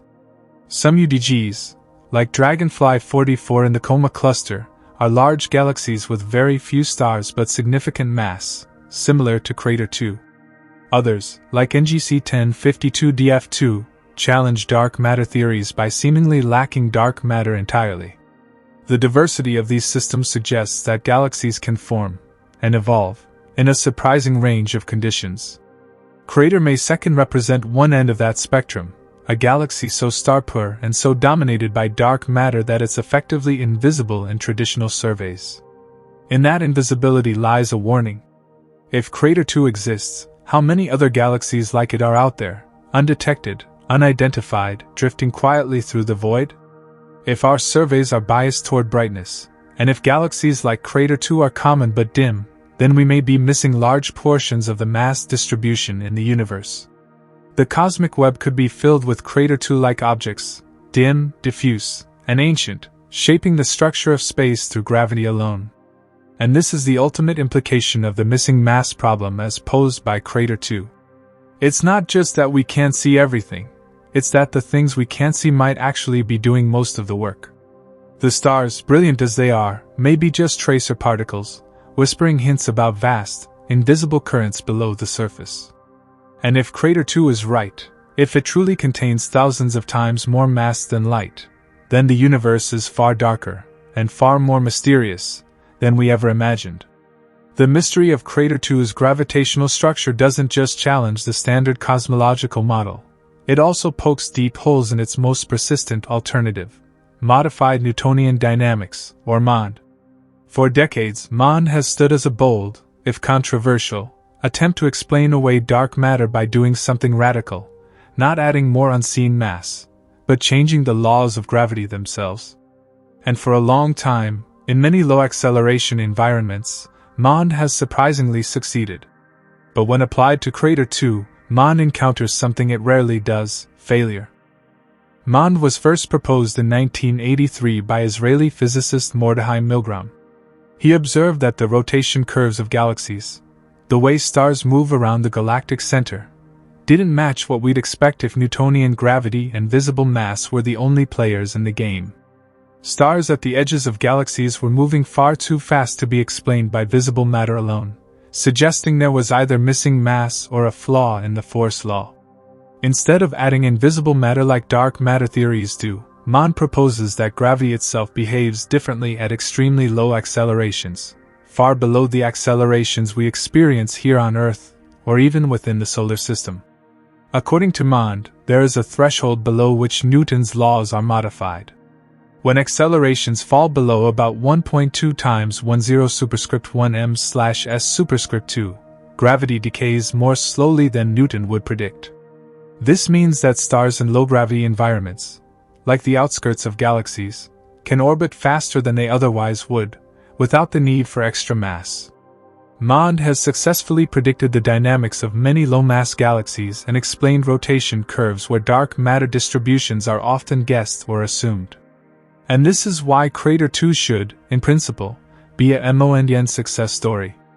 It's a galaxy with extremely low surface brightness, incredibly low internal accelerations, and sparse stellar populations, all the ideal ingredients for MOND to showcase its predictive power. The stars in Crater 2 move slowly, which fits the profile of a galaxy where gravity should be modified. The visible mass is known. The system is, likely, in equilibrium. Everything about it screams, "Test me." But then the data arrives. And it doesn't fit. When MOND is applied to Crater 2's measured mass and stellar distribution, it predicts a velocity dispersion, the spread of star speeds, that is far too high. If gravity is enhanced at low accelerations, the stars should be moving faster than what's observed. But they're not. The measured dispersion, around 2.7 kilometers per second, is too low for MOND to explain without invoking special circumstances or assumptions. The discrepancy is not marginal, it's significant. This is unusual. MOND often struggles to explain the dynamics of massive galaxy clusters, but for small, dark matter-dominated dwarf galaxies like Crater 2, it's generally been quite effective. But Crater 2 refuses to cooperate. Its velocity profile is simply too cold. There's not enough motion for MOND to account for, unless it adds some fudge factors. And therein lies the danger. The more MOND has to rely on environmental effects, external gravitational fields, or special geometries to explain each anomaly, the more it loses the elegance and simplicity that originally made it attractive. One such explanation from MOND advocates is the external field effect, EFE, a concept unique to MOND which states that if a system is subject to an external gravitational field, like that of the Milky Way, the internal dynamics of that system are modified. Essentially, even tiny outside forces can influence how gravity behaves inside the galaxy. In Newtonian dynamics, this wouldn't matter. Gravity from outside would mostly just shift the whole system uniformly. But in MOND, the external field can weaken the internal MOND boost. So, Crater 2's proximity to the Milky Way could be reducing the MOND effect, making it appear to behave more Newtonian, even in low acceleration.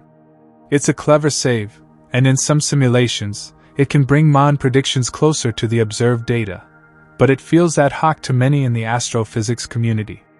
Why should an internal system depend on external fields in such a precise and delicately tuned way?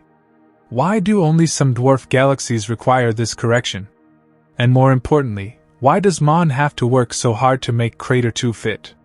By contrast, in the lambda cold dark matter model, the dark matter standard, Crater 2 is still a strange outlier, but its problems are statistical.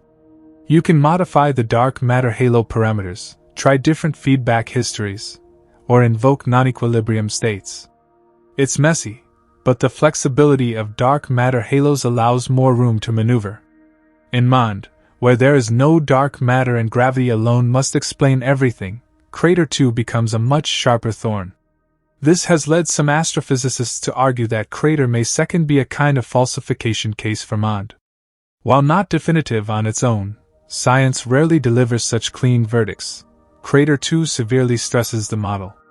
If more ultra-diffuse galaxies are discovered with similar coldness and faintness, and MOND continues to struggle with them, the theoretical framework may be forced to retreat further into fine-tuning, or collapse altogether. And yet, MOND has always persisted in part because of its unexpected successes. It correctly predicted the Tully-Fisher relation, the empirical link between galaxy luminosity and rotation speed, before dark matter simulations did. It provides a coherent explanation for many systems without needing to assume arbitrary dark matter distributions. So, even when it fails, as it seems to do with Crater 2, the astrophysical community remains hesitant to completely dismiss it. After all, dark matter has yet to be directly detected, and its properties remain mysterious. Crater 2, then, becomes more than just a faint satellite galaxy. It becomes a proving ground. It is the place where two competing visions of the cosmos, one built on invisible matter, the other on altered laws, face off. And in that confrontation, Crater 2 doesn't scream. It doesn't shout. It whispers. Its stars drift silently, too slow, too far apart, too cold to be explained without shaking one foundation or the other. For now, MOND's confrontation with Crater 2 remains unresolved. The debate continues, fueled by more data, better measurements, and more refined simulations. But in the silence of that ghostly galaxy, we are reminded of the scale of what we do not yet understand, not just in mass, or light, or motion, but in the very rules that govern the dance of matter through space. If Crater 2 is a ghost, then its stars are its echoes, faint glimmers from an ancient time, long since past.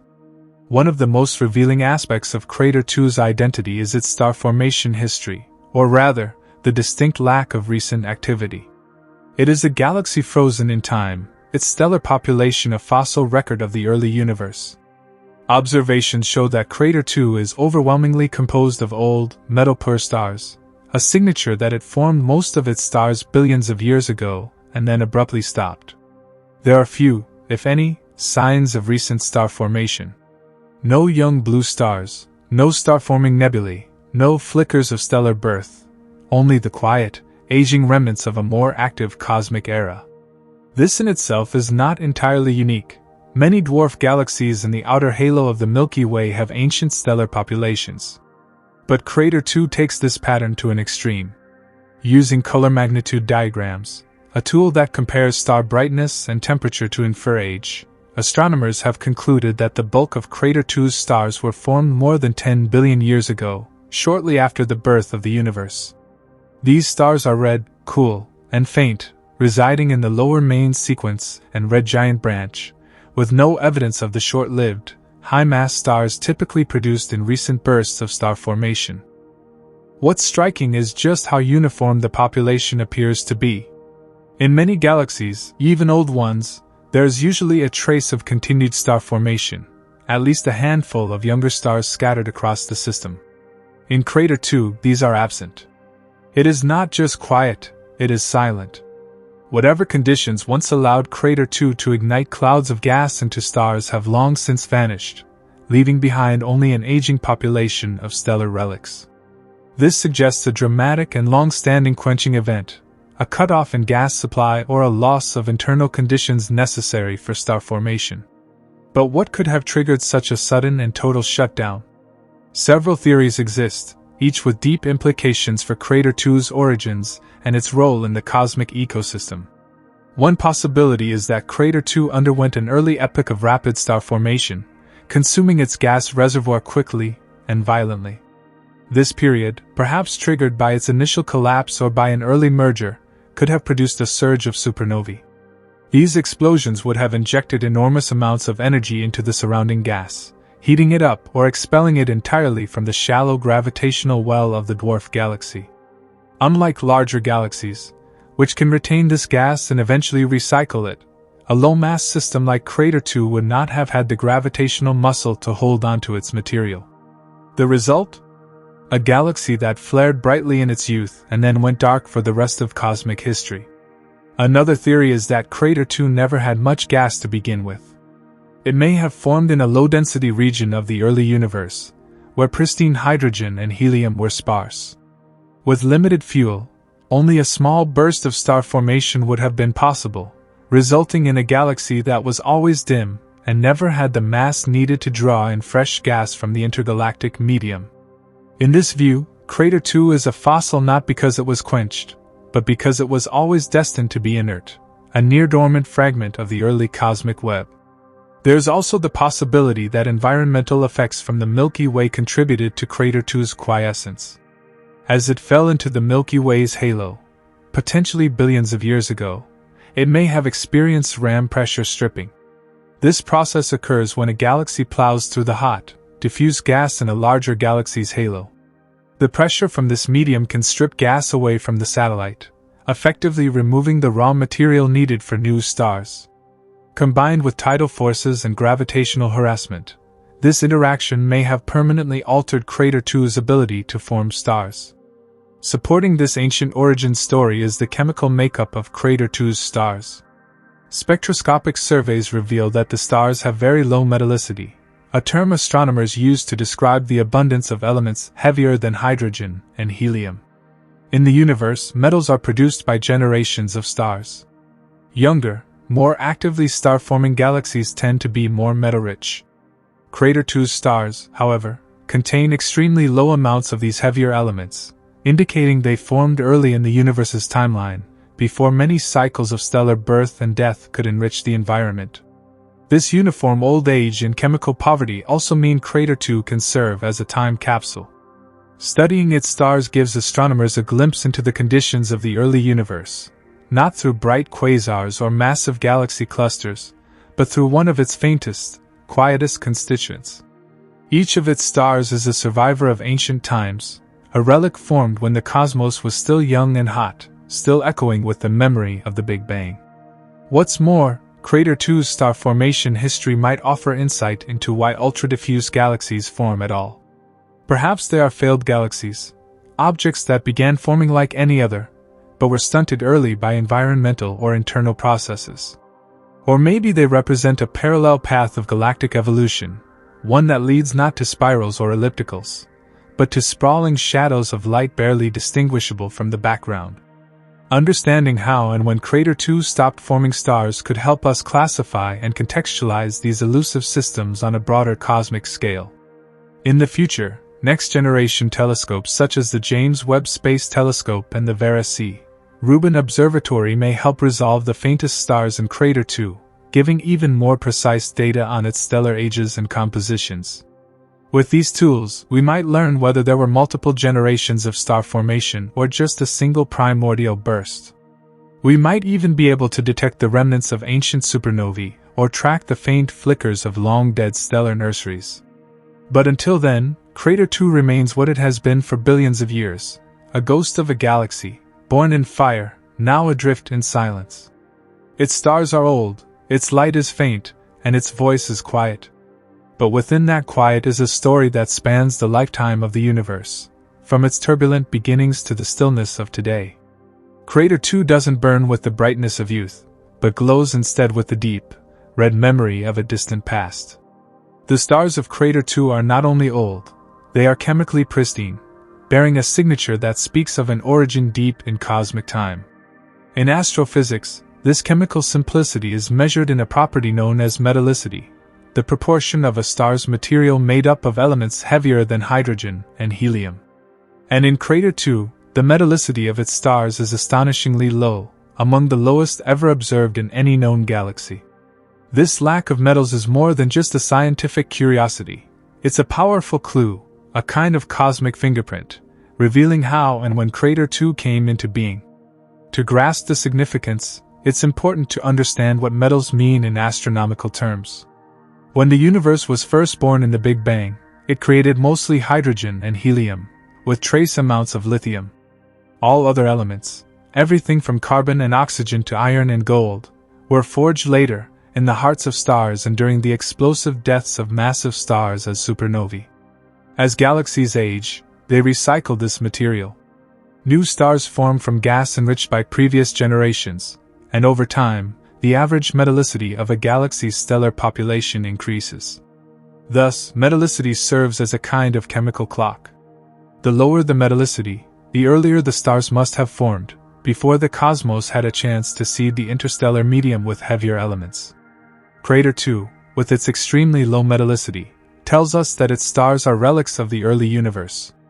Spectroscopic studies show that its stellar population has iron abundances less than 1/10 that of the Sun, often far lower, plunging into values of phase/H, -2.0 or even -2.5, meaning the stars have between 100th and 1/300th the solar iron content. Some stars may be even more metal poor than that, placing them in the rare category of ultra-metal poor stars, some of the chemically simplest stars ever discovered.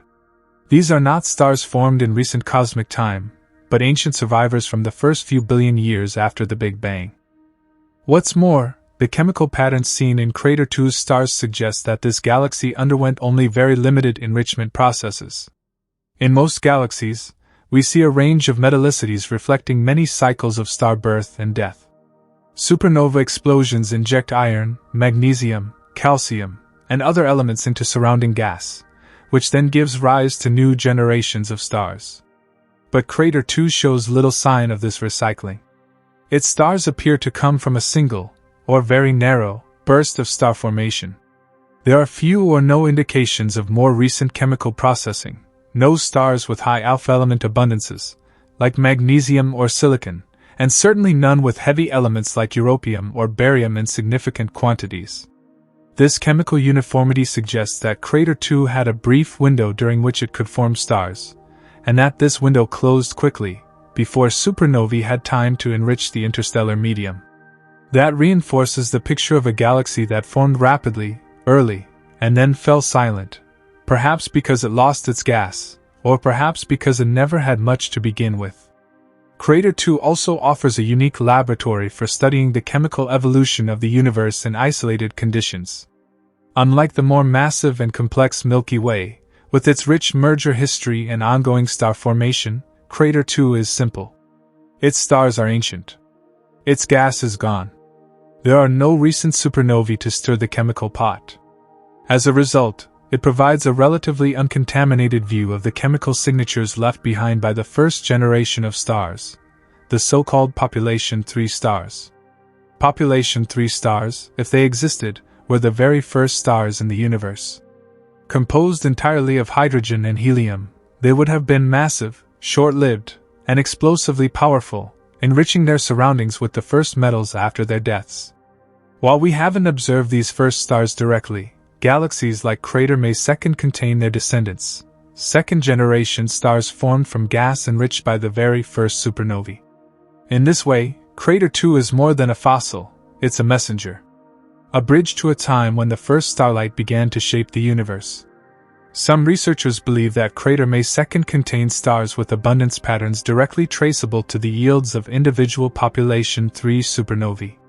These abundance patterns, specific ratios of carbon, magnesium, calcium, and iron, could act as chemical fingerprints, linking a star to a particular kind of early supernova event. Identifying such stars would provide a window into an era before galaxies as we know them even existed, before heavy elements became commonplace, and before the Milky Way took on its familiar spiral form. Yet there's an irony here. Crater 2's stars are so faint, and its overall brightness so low that it takes immense effort to gather this kind of detailed spectroscopic information. Only with the largest telescopes, such as the Very Large Telescope in Chile or the Keck Observatory in Hawaii, can astronomers isolate individual stars in Crater 2 and analyze their light in enough detail to determine their chemical makeup. The faintness that makes Crater 2 so elusive is the same quality that makes it such a rich source of early universe information, if we're patient enough to listen. In a broader context, Crater 2's chemical simplicity fits within a growing understanding of galactic archaeology. The idea that galaxies, like sedimentary layers in rock, preserve the history of their formation in the stars they contain. Each element, each abundance ratio, is a clue to the kinds of stars that came before, the duration of star formation, and the influence of cosmic events like mergers and gas inflows. In Crater 2, the story seems to be a short one, a sudden beginning, a brief pulse of star formation, and a long, slow decline into darkness. The question then becomes, why did Crater 2 remain so chemically primitive, while other galaxies evolved and diversified? Was it isolated early on, left behind as the rest of the universe built larger structures? Was it stripped of its gas by the Milky Way? Or was it always destined to be small and faint, the cosmic equivalent of a single candle in the night, flickering briefly and then going cold? The answers may come as we study more galaxies like Crater 2. Already, other ultra-faint dwarf galaxies in the local group show similar signs of ancient and metal-poor populations. Together, these galaxies form a pattern, a suggestion that the early universe was filled with small, dim galaxies that formed quickly, then stopped. These are the hidden bones of the cosmic web, supporting the grander structures we see today. Crater 2's stars, with their lack of metals and their profound age, don't just illuminate the galaxy itself. They illuminate a time before structure, before enrichment, before the bright tapestry of the modern cosmos. In their spectral lines are whispers of the first explosions, the first elements, the first steps of cosmic complexity. Faint though they may be, these stars are not silent. They speak, softly, steadily, and with great significance, of a universe still finding its shape. In the vast and violent history of the universe, few galaxies are truly untouched.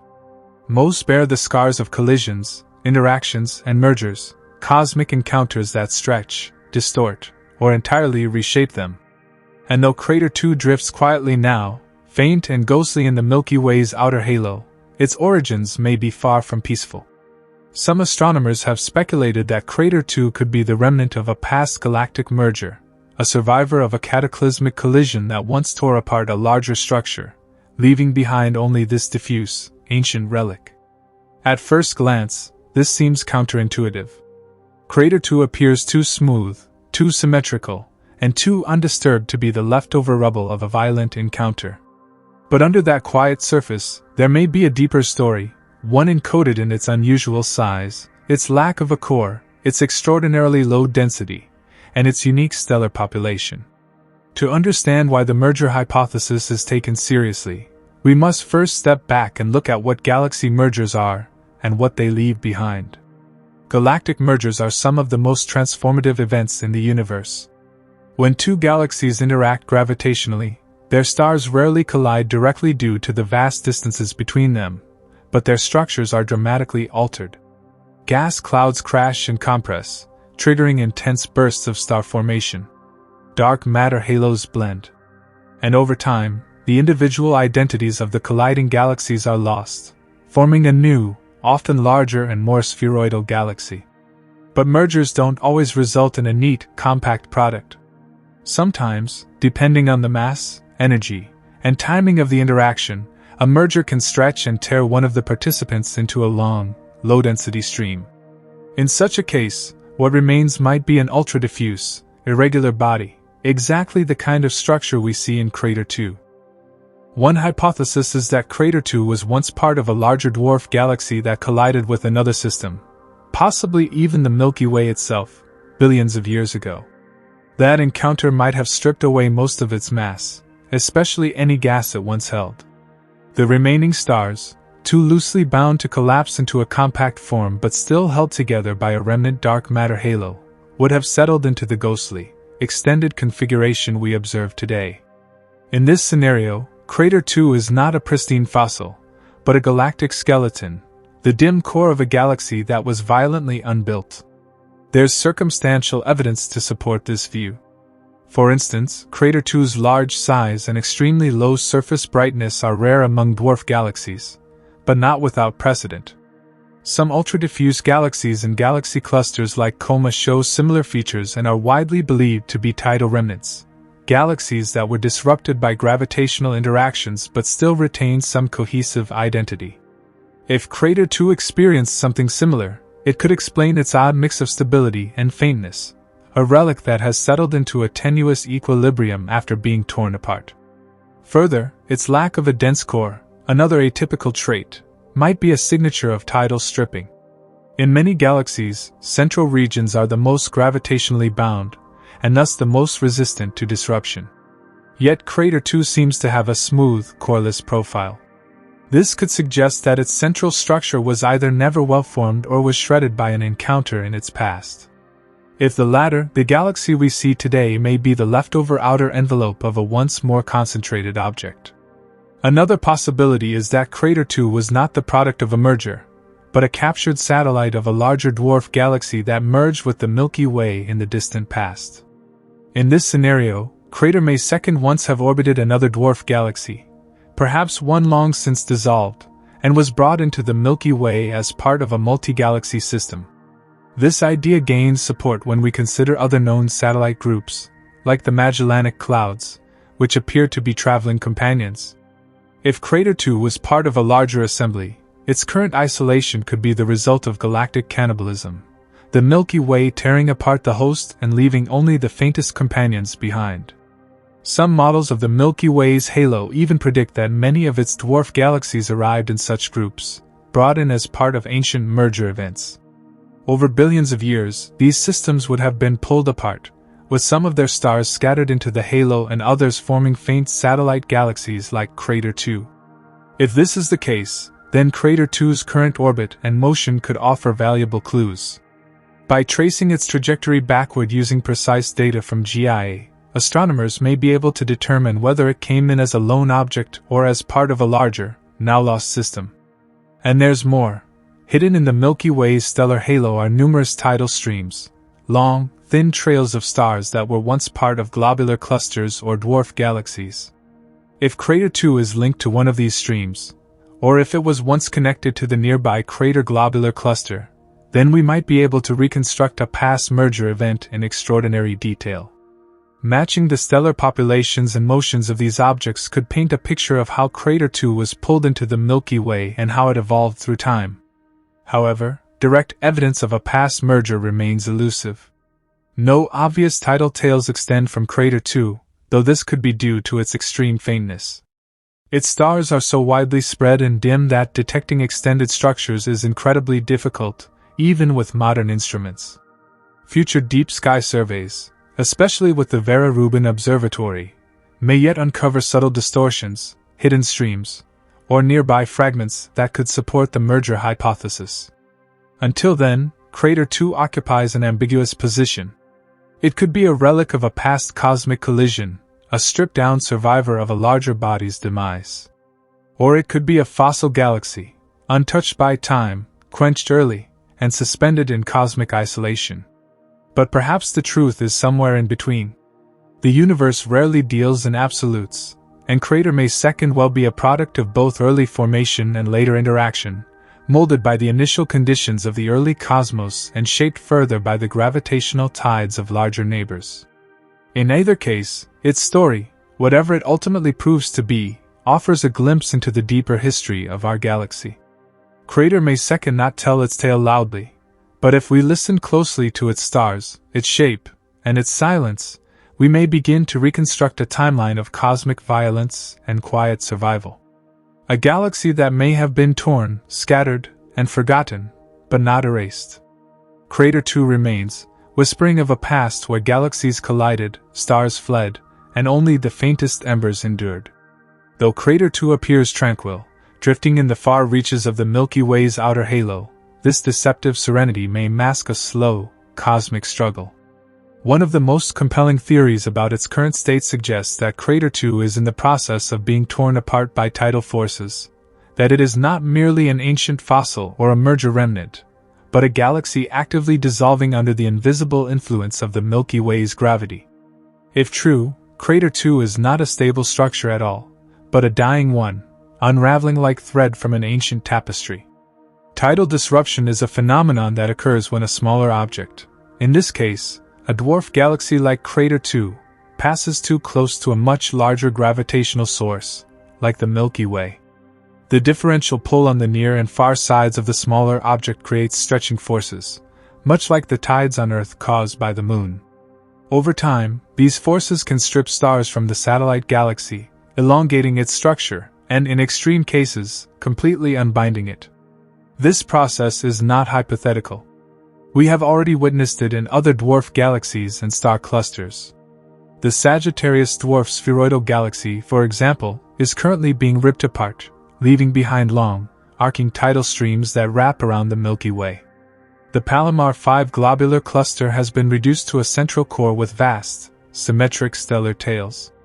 These examples demonstrate that the Milky Way is not a passive host but a devourer, an active participant in shaping and destroying the small galaxies caught in its orbit. Crater 2, by all appearances, may be next. One of the strongest hints comes from its structure. Crater 2 is unusually large and diffuse for a dwarf galaxy. Its stars are spread across nearly 7,000 light-years, far more extended than most satellites of its luminosity. This alone makes it highly vulnerable to tidal disruption. Its low central density means its gravitational binding energy is weak. There is very little holding it together. In astrophysical terms, Crater 2 is fluffy, and fluffy objects are fragile. If Crater 2 is on an elliptical orbit that takes it periodically closer to the Milky Way, then each perigalactic passage, each close approach, would subject it to stronger and stronger tidal forces. With every loop, the Milky Way would tug harder at its outer stars, pulling them outward and potentially removing them altogether. Over time, this would elongate Crater 2's shape, stretch its outer regions, and seed the beginnings of tidal tails. Eventually, the entire system could become unbound. But are we seeing evidence of this process happening now? The answer is maybe. Crater 2 does not yet show the dramatic tails seen in Sagittarius or Palomar 5. However, subtle distortions in its shape, hints of elongation or asymmetry, have been reported. Some researchers argue that these features may be early signs of tidal stripping. Others caution that these signals are close to the detection limits of current instruments, and could simply be noise or background contamination. The challenge is Crater 2's very nature. It is so faint and diffuse that even detecting its full extent is an observational struggle, let alone identifying faint streams of stars peeling away from it. However, astronomers are not relying on shape alone. They're turning to stellar kinematics, the motions of individual stars, as another way to detect tidal disruption. In a bound system, stars move in more or less random directions within the galaxy's gravitational potential, maintaining a relatively symmetric velocity dispersion. But in a galaxy being disrupted, some stars are pulled outward along tidal paths, introducing velocity gradients and directional flow. High-resolution spectroscopic studies of Crater 2's stars have revealed a narrow velocity dispersion, but future studies may be able to resolve directional biases, telltale signs that stars are moving not just randomly, but outward, as if leaking from the galaxy. This kind of dynamical evidence, paired with precise astrometric data from the GIA mission, could confirm whether Crater 2 is currently shedding stars. Another intriguing clue lies in Crater 2's possible association with other celestial structures. There has been speculation that Crater 2 might be linked to the nearby crater globular cluster and potentially part of a larger stellar stream. If so, then it could be a visible fragment of a much longer trail of stars stretching across the sky, a signature of tidal disassembly that began long ago and continues to this day. Mapping these associations, comparing stellar populations, and tracking their motions could reveal whether Crater 2 is the core of a once larger structure, or the middle of an ongoing disruption event. Of course, one alternative possibility is that Crater 2 has already been mostly stripped, and we're just seeing the leftover core. In this view, the dramatic part of its tidal disruption happened billions of years ago, and the galaxy we observe now is the exhausted remnant, too light and diffuse to hold much more. The absence of bright tidal tails wouldn't be surprising in this scenario. They may have long since faded into the halo, indistinguishable from other streams or even assimilated into the Milky Way's own stellar population. But even if that's true, it's significant. It means Crater 2 would be a fossil not just of the early universe, but of the Milky Way's own history of galactic cannibalism, a tangible, surviving piece of a long-forgotten feast. Every disrupted dwarf galaxy that once orbited the Milky Way has contributed stars to its halo. If Crater 2 is being, or has been, torn apart, then it too is part of that larger narrative of galactic growth through destruction. Upcoming observational campaigns may soon answer this question definitively. The Vera C. Rubin Observatory, with its deep, wide-field imaging, is expected to uncover fainter and fainter stellar structures across the sky. It may reveal the missing tails of Crater 2, or perhaps discover even more diffuse siblings in the process of being digested by the Milky Way. Likewise, future spectroscopic surveys will map stellar motions with greater precision, allowing astronomers to detect subtle velocity trends and link stars to common origins. Until then, Crater 2 drifts silently in the void, but maybe not intact. Maybe it is being unmade. Maybe the gravity that binds our galaxy is unweaving this faint companion, one star at a time, scattering its stellar heritage across the sky. A once coherent galaxy, becoming a stream. A whisper of matter dissolving into the darkness. The name, Crater, is shared by more than one enigmatic object in the sky. In the same general region as Crater 2, that ultra-diffuse, ghostly satellite galaxy, lies a separate and equally curious object, the crater globular cluster, sometimes referred to simply as crater. On first inspection, these two entities might appear coincidentally close in the sky but cosmically unrelated. However, astronomers have long been fascinated by the potential that these objects are not merely neighbors, but companions, fragments of a common origin, perhaps even survivors of the same ancient galactic structure that has long since been dismantled by the Milky Way. The possibility that Crater 2 and the crater globular cluster are linked is tantalizing for several reasons. Both are located in the direction of the crater constellation, a faint, ancient constellation in the southern sky.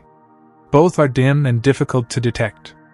And both appear to be halo objects, part of the vast spherical swarm of stars, clusters, and satellite galaxies that orbit the Milky Way far from its bright central bulge. But the similarities don't stop there. Let's begin with proximity. The angular distance between Crater 2 and the crater globular cluster on the sky is relatively small. When astronomers plotted their positions against the backdrop of the Milky Way's outer halo, the spatial alignment raised eyebrows. Could they have once been gravitationally bound? Were they traveling companions, pulled into the Milky Way as part of a shared satellite system that has since been stretched or broken apart? Given the rarity of such objects in this region of the sky, the chance of random alignment seems small, not impossible, but suspiciously coincidental. The idea that globular clusters might once have belonged to dwarf galaxies is not new. In fact, the Milky Way's own halo contains several globular clusters that are believed to be former residents of disrupted dwarf galaxies. The Sagittarius dwarf galaxy, currently being shredded, has brought with it several globular clusters, such as M54, which now sits at its core. Other clusters, like Palomar 12 and Terzan 7, are thought to have been stripped from satellites in ancient interactions. If Crater 2 was once part of a larger system, perhaps even more massive than it is today. It's plausible that the crater globular cluster was once one of its orbiting substructures. But while proximity and precedent offer intriguing possibilities, real evidence requires more. So astronomers have turned to the two pillars of galactic archaeology: stellar population analysis and kinematics. In other words, are the stars in these two objects chemically and dynamically similar? Chemically, both Crater 2 and the crater globular cluster show signs of low metallicity. That is, both contain stars pure in elements heavier than hydrogen and helium, consistent with early star formation. However, globular clusters often exhibit tighter chemical homogeneity than dwarf galaxies, and Crater, the cluster, is no exception. While its stars are old and metal-poor, they appear slightly more enriched than the stars of Crater 2, possibly pointing to a different formation environment. But this alone doesn't rule out a shared past. It could be that the cluster formed in a slightly more enriched pocket of gas within the same parent galaxy. Or perhaps, after separation, it continued to evolve slightly differently. When it comes to motion, their orbits through the galaxy, things get even more interesting. Data from the GIA Space Observatory has provided precise proper motion measurements for a vast number of stars, allowing astronomers to reconstruct the orbits of both the crater globular cluster and Crater 2 across time. In recent years, studies have attempted to trace back their motions, simulating their paths through the Milky Way's halo over billions of years. And remarkably, in some models, their orbits converge. Both appear to be moving in similar directions, with overlapping orbital parameters, suggesting they may indeed have shared a common trajectory in the past. That said, the evidence is not yet airtight. These orbital reconstructions are sensitive to initial conditions, to uncertainties in the Milky Way's mass distribution, and to small differences in measured velocities. And the Milky Way's halo is filled with structures that pass near one another without ever being bound. So while the orbital data is suggestive, and growing more precise with each data release from GIA, it is not yet definitive proof of a connection. Still, if Crater 2 and the crater globular cluster are linked, then their relationship opens a window into galactic formation and destruction on a more intimate scale. It would mean that Crater 2 was once massive enough to host globular clusters, a quality not all dwarf galaxies share. It would also support the idea that many halo globular clusters are immigrants, not natives, visitors from long-lost satellites that were torn apart in the Milky Way's hungry past. And most of all, it would provide a living snapshot of a system in transition, a dwarf galaxy whose core and companions are still visible, but only just. More tantalizing still is the possibility that Crater 2 and the crater cluster are part of a larger, now mostly invisible, structure, a tidal stream, perhaps, or the remnant of a long-disrupted group of satellites. If other globular clusters or dwarf galaxies are found to share similar orbits or stellar populations, we may begin to reconstruct the bones of an ancient galactic skeleton. Crater 2 and its namesake cluster could be the first signposts on a much longer road, a remnant group disassembled by time. To test this further, astronomers will need to deepen their surveys. Deeper imaging might reveal stellar bridges or streams between the two. Improved spectroscopy could refine our understanding of their chemical fingerprints. And Gaia's next data releases will tighten the constraints on their motions, potentially bringing the question of their association closer to a definitive answer. In the meantime, Crater 2 and the crater globular cluster remain locked in an ambiguous relationship, perhaps siblings, perhaps strangers. But the evidence for kinship continues to grow. If confirmed, their connection would turn a quiet patch of sky into a memorial of cosmic upheaval, a dwarf galaxy reduced to shadow, still holding hands with its ancient companion, both drifting through the halo like survivors of a forgotten age. Crater 2's ghostly presence might have remained little more than a statistical curiosity if not for one of the most revolutionary tools in modern astronomy, the European Space Agency's GIA mission.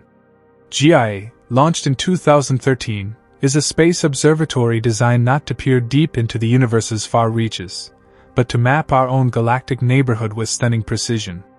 Its job is to measure the positions, motions, and distances of over 1 billion stars in the Milky Way and its surrounding halo. For Crater 2, an ultra-faint, ultra-diffuse, and barely perceptible galaxy, GIA has become nothing short of a cosmic detective, illuminating its path through space and unlocking clues that no telescope alone could provide. When Crater 2 was discovered in 2016, it appeared as a subtle statistical excess of stars, a hint in the vast sea of the dark energy survey data. But that discovery alone could not tell astronomers how the galaxy was moving, how far it really was, or how it had arrived in its current position. For that, they turned to GIA. The observatory's exquisite measurements of stellar parallax, the tiny shift in a star's position due to Earth's orbit around the Sun, and proper motion, the apparent motion of a star across the sky, gave astronomers exactly what they needed: three-dimensional data for Crater 2's individual stars. This was a breakthrough. Crater 2 is faint and spread out, and identifying which stars truly belong to it, rather than just appearing nearby from Earth's line of sight, is extremely difficult. But GIA could measure not just where these stars are, but how they move. And stars that move together through space, at similar speeds and directions, are almost certainly part of the same system. This is how astronomers confirmed that Crater 2 is not merely a chance alignment of old stars, but a coherent satellite galaxy. By matching the proper motions of thousands of stars across the sky and filtering those that shared common velocities and distances, astronomers could isolate Crater 2's stellar population with greater confidence than ever before. This not only validated its identity as a galaxy, but allowed for a precise measurement of its distance, approximately 117,000 light-years away, deep in the Milky Way's outer halo. That's more than 4 times the distance from the Sun to the center of the galaxy, placing Crater 2 firmly among the Milky Way's most remote companions. Even more importantly, GIA revealed how Crater 2 is moving. By combining its star's proper motions with radial velocities, measured from ground-based spectroscopy, researchers could construct a full 6-dimensional phase-space portrait of the galaxy, 3 dimensions of position, and 3 of velocity. This multidimensional data allows scientists to track Crater 2's orbit around the Milky Way, to simulate its past trajectory, and to predict its future evolution. So far, those reconstructions suggest that Crater 2 is on a relatively gentle, long-period orbit. It doesn't plunge deep into the Milky Way's inner halo, but rather glides in the outer regions, possibly explaining why it has not yet been completely torn apart by tidal forces. Its orbit is also somewhat eccentric, hinting that it may have fallen into the Milky Way's grasp billions of years ago, potentially as part of a group of other dwarf systems. But GIA's contributions go even further. The mission has helped detect possible asymmetries in the movement of stars within Crater 2, slight directional shifts that may be the first hints of tidal stretching. If confirmed, these could suggest that Crater 2 is not entirely stable, that the Milky Way's gravitational field is beginning to disrupt it, gently pulling stars outward into faint, extended streams. This would align with the tidal disruption hypothesis and support the idea that Crater 2 is slowly unraveling. Moreover, GIA has provided crucial context for Crater 2's role in the larger halo ecosystem. By comparing Crater 2's motion to that of other known satellite galaxies, globular clusters, and stellar streams, astronomers can test whether it might be related to other objects, part of a disrupted group or the remnant of a larger, now destroyed structure. As discussed earlier, its potential link to the crater globular cluster gains weight when their orbits are seen to align in GIA's data. If more such correlations emerge, Crater 2 could be the anchor point for identifying a much larger stellar stream system that has thus far escaped detection. GIA's ability to provide such precise data is due to its unique operating model. From its position at the Lagrange point 2, a gravitationally stable spot nearly 1,000,000 miles from Earth, GIA slowly spins and scans the entire sky, taking repeated measurements of stellar positions over years. This long-time baseline is essential for detecting proper motions, especially for distant and faint stars like those in Crater 2. And as the mission continues, its data becomes even more refined.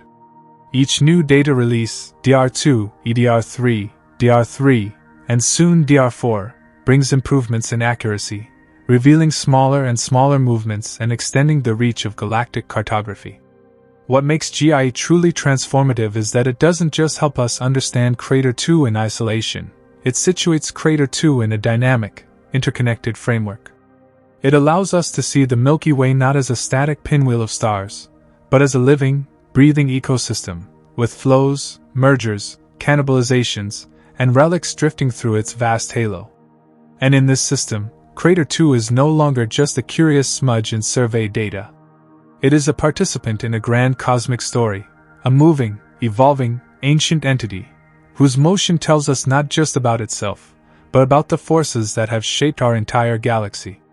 Future missions, building on Gaia's foundation, may further refine our view of Crater 2's path. Coupled with deeper imaging and advanced spectroscopy, we may one day trace its origins back to the earliest epochs, identify all of its lost or hidden companions, and watch as it is slowly integrated into the Milky Way's great halo of stellar ghosts. But for now, thanks to GIA, we know that this ghost is not aimless. It moves with purpose, pulled gently by the same gravitational tides that shape all things, a nearly invisible satellite on a long, slow journey through the dark. The silent drift of Crater 2 through the Milky Way's outer halo may seem inconsequential at first glance, a barely perceptible smear of stars lost in the vast darkness. But to astronomers, galaxies like Crater 2 are far more than obscure cosmic curiosities. They are essential components in the grand narrative of galaxy formation and the study of one of the greatest mysteries in physics, dark matter.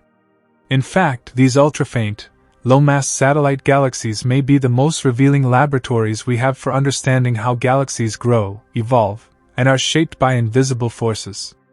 At the core of this understanding is the fact that galaxies do not form in isolation. They are born in a hierarchical universe, where small structures form first and later merge or accrete to form larger ones. This principle, a cornerstone of the lambda-cold dark matter model of cosmology, predicts that large galaxies like the Milky Way were assembled over time by gobbling up smaller galaxies. Evidence for this process is all around us, in stellar streams, in globular clusters, and in the disrupted remnants of ancient mergers. Crater 2, in this context, is both a witness and a participant in that cosmic cannibalism. Satellite galaxies like Crater 2 provide astronomers with snapshots of different stages in this galactic construction. Some are relatively intact, like the Large and Small Magellanic Clouds, while others are on the verge of disintegration, like Sagittarius or, perhaps, Crater 2 itself. By cataloging the properties of these satellites, their masses, compositions, orbital histories, and internal dynamics, scientists can piece together the timeline of the Milky Way's assembly, as if reconstructing a family tree from scattered fragments. But satellites also serve another critical purpose. They are testing grounds for theories of dark matter. Since the luminous matter, stars and gas, in galaxies like Crater 2 is so minimal, the way these galaxies behave gravitationally cannot be explained by their visible contents alone. The only way they hold together, especially given how puffed out and faint they are, is if they are embedded in massive halos of dark matter, invisible matter that doesn't emit or absorb light, but exerts gravitational pull. This makes Crater 2 and its kin the most dark matter-dominated systems known. They are essentially cosmic fossils of dark matter halos, preserved because they never grew large enough to host significant star formation or suffer disruptive interactions that could destroy them. And because they are small and simple, often containing a single population of old stars, with little to no gas or ongoing star formation, they provide a clean laboratory in which to test dark matter's effects without the complicating influence of other astrophysical processes. One of the ways astronomers test dark matter models is by measuring the velocity dispersion of stars within these galaxies. In Crater 2, the surprising finding was that its stars move with an incredibly narrow range of velocities, suggesting it is both cold and diffuse. This was puzzling, because such a low velocity dispersion would imply very little mass, and yet its structural stability implies there must be something holding it together. This contradiction could mean we don't fully understand how dark matter behaves on small scales, or that our current assumptions about gravity might not be complete. The implications reach all the way into the heart of fundamental physics. Moreover, the number and properties of satellite galaxies orbiting the Milky Way are critical for testing dark matter models. Lambda-cold dark matter predicts that there should be hundreds, perhaps even thousands, of dark matter halos surrounding galaxies like ours. Many of these halos, however, would be so low in mass that they cannot form stars, rendering them completely dark. Others might host galaxies so faint, like Crater 2, that we've only recently begun to detect them. This is known as the missing satellites problem, a mismatch between the number of dark matter halos predicted and the number of observable dwarf galaxies. Finding and characterizing objects like Crater 2 helps resolve this problem by populating the low luminosity end of the galactic spectrum. It's possible that many such galaxies exist, hiding in the outskirts of the Milky Way's halo or beyond, waiting to be discovered by sensitive surveys. Each new satellite adds a data point to the statistical curve, tightening constraints on how dark matter clusters, how baryons, normal matter, interact with it, and how galaxy formation unfolds in low-mass environments. But Crater 2 offers more than statistics. It offers context. The distribution and alignment of satellite galaxies around the Milky Way are themselves a source of fascination. Many satellites appear to lie in a thin, rotating plane, a structure that is difficult to reconcile with standard cosmological simulations. This so-called plane of satellites problem remains unresolved, and Crater 2's position, motion, and possible associations may help clarify whether these alignments are statistical flukes, observational biases, or genuine structural features demanding new physics.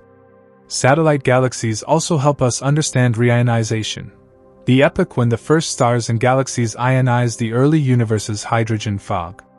Because Crater 2's stars are old and metal-poor, they may have formed before or during reionization. Studying its star formation history gives astronomers clues about how galaxies formed in this harsh environment, and whether reionization quenched their growth. In this way, ultra-faint dwarfs become relics of the universe's first billion years, preserving the chemical and dynamical fingerprints of the cosmos' early transformation. What's more, satellites like Crater 2 can be used to probe the mass and shape of the Milky Way's own dark matter halo. By observing how they move, whether they are bound or unbound, how fast they're falling in, whether their orbits are circular or radial, astronomers can infer the Milky Way's gravitational potential. This is crucial, because the Milky Way's dark matter halo cannot be observed directly, but it affects everything around it. Crater 2's orbit, made visible thanks to GIA and follow-up spectroscopy, contributes to the broader effort to weigh and model our home galaxy. As we move forward into a new era of deep sky surveys, the role of satellite galaxies will only grow. The Vera C. Rubin Observatory's Legacy Survey of Space and Time, LSST, is expected to uncover dozens, possibly hundreds, of new ultra-faint dwarf galaxies orbiting the Milky Way and other nearby galaxies. Crater 2 was once invisible. In a few years, it may be one of many such ghosts, helping to map the invisible scaffolding of the universe. Ultimately, the quiet motion of Crater 2 across the halo isn't just a lonely orbit. It is part of a symphony, one movement in the long, slow unfolding of cosmic structure. Its stars, faint as they are, contribute to a grander story about how galaxies form, how dark matter shapes them, and how we, on a small blue planet, are beginning to understand the deep architecture of the universe. Finding galaxies like Crater 2 is a bit like trying to spot a whisper in a storm. These ultra-diffuse systems are vast in size but so dim that they often blend into the noise of the night sky, effectively rendered invisible by their own transparency. It's not just their faint light that makes them elusive, it's the fact that they challenge the way astronomers have historically searched for galaxies. For decades, we found galaxies by looking for bright clumps of stars, glowing clouds of gas, or strong concentrations of mass. Crater 2, and others like it, defy all of those expectations. As a result, detecting galaxies like these requires an entirely new approach, and astronomers have had to push observational technology, data analysis, and even the definition of a galaxy to its limits. Traditional galaxy detection relies heavily on brightness. Surveys scan the sky for concentrated regions of starlight, usually with a strong central bulge or noticeable spiral arms. But ultra-diffuse galaxies, UDGs, like Crater 2 challenge that model in dramatic fashion. Despite being physically large, Crater 2's diameter spans nearly 7,000 light-years. Its surface brightness is so low that it is more than 100 times dimmer than the threshold of human vision. If you could somehow see it with your naked eye, it would appear as a dim haze spanning an area wider than the full moon, yet so faint you'd never notice it unless you were actively measuring starlight across the entire sky. This presents a significant problem. How do you find something that doesn't announce itself? In recent years, astronomers have turned to statistical techniques and data mining to look for these quiet ghosts. Rather than search for bright light, they search for overdensities, areas where slightly more stars appear than one would expect by chance. This was the case in Crater 2's discovery using the Dark Energy Survey (DS), which covers large portions of the southern sky in unprecedented depth. By analyzing the positions of stars across these vast datasets, astronomers can sometimes detect subtle patterns, small clumps of stars that move together or have similar brightness and colors. These aren't visually obvious galaxies, in the traditional sense, but they are potential signs of diffuse systems hiding in plain sight. The key breakthrough has come in combining deep imaging surveys with machine learning and pattern recognition. Machine learning algorithms can be trained to detect the faint signatures of dwarf galaxies, distinguishing them from background noise, foreground stars, and other artifacts. These tools don't just look for brightness, they look for structure, symmetry, and co-movement. They spot clusters of stars that share similar metallicities or appear to lie at the same distance, even if those clusters are widely spread and dim. Another major development is the use of space-based observatories like GIA. Although GIA was not designed to detect galaxies directly, its all-sky coverage and astrometric precision have opened a new dimension in dwarf galaxy hunting: proper motion. Instead of finding galaxies by their light alone, astronomers now track how stars move through space. If a collection of stars share similar motion vectors, it may indicate that they are part of a gravitationally bound system, even if that system is too faint to be seen easily in images. Crater 2 was confirmed in large part thanks to this approach, as were others such as Antlia 2 and Tucana 3. Gaia's data allows astronomers to filter out the noise of the Milky Way's foreground and isolate potential satellite systems based on kinematics. This kind of motion-based detection represents a new frontier in finding galaxies, not by what they emit, but by how they move. On the ground, improvements in telescope design are also helping. Wide-field surveys like the Pan-STARRS project in Hawaii and the upcoming Vera C. Rubin Observatory in Chile are designed to scan huge swaths of the sky repeatedly and in fine detail. The Rubin Observatory's Legacy Survey of Space and Time, LSSD, in particular, is expected to be a game-changer. Covering the entire southern sky to a depth never before achieved, LSSD is predicted to discover dozens, if not hundreds, of ultra-diffuse galaxies like Crater 2. It will push the boundaries of surface brightness detection, making it possible to spot galaxies that are a mere whisper above the background starlight. But detection is only the first step. Once a candidate galaxy is found, astronomers need to confirm its nature through spectroscopy, measuring the light of individual stars to determine their velocities, metallicities, and membership. This is a slow, resource-intensive process, often requiring time on large telescopes like those at Keck VLT or the future 30-meter telescope. Confirming a faint dwarf galaxy can involve measuring just a handful of stars, all of which must be carefully selected and observed over multiple nights. Adding to the complexity is the fact that the universe is filled with imposters.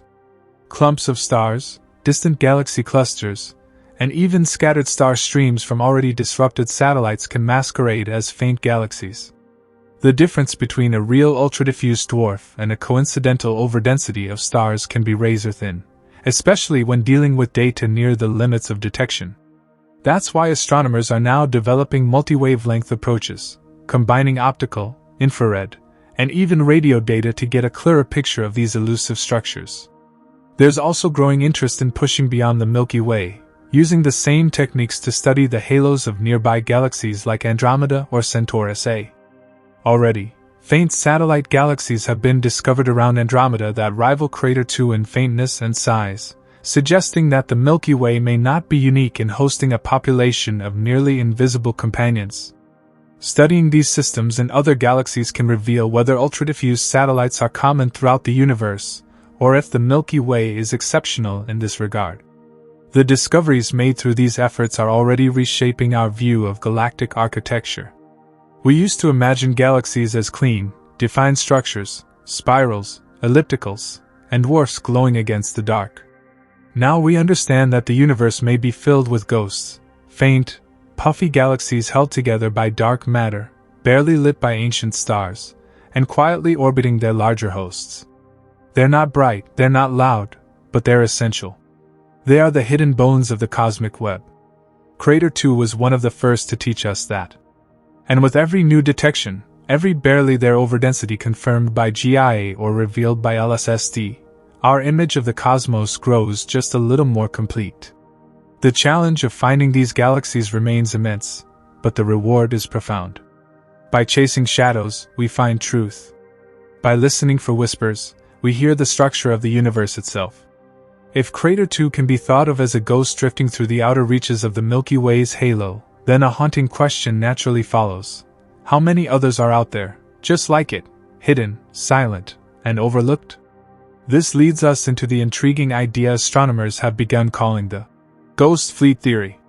The theory doesn't imply a literal fleet, of course, but symbolically it paints a chilling image of the Milky Way surrounded by a vast, invisible armada of ultra-faint, ultra-diffuse galaxies. Crater May 2 not be a unique oddity. It may be a representative of a much larger population of cosmic phantoms, moving quietly in the dark, waiting to be discovered.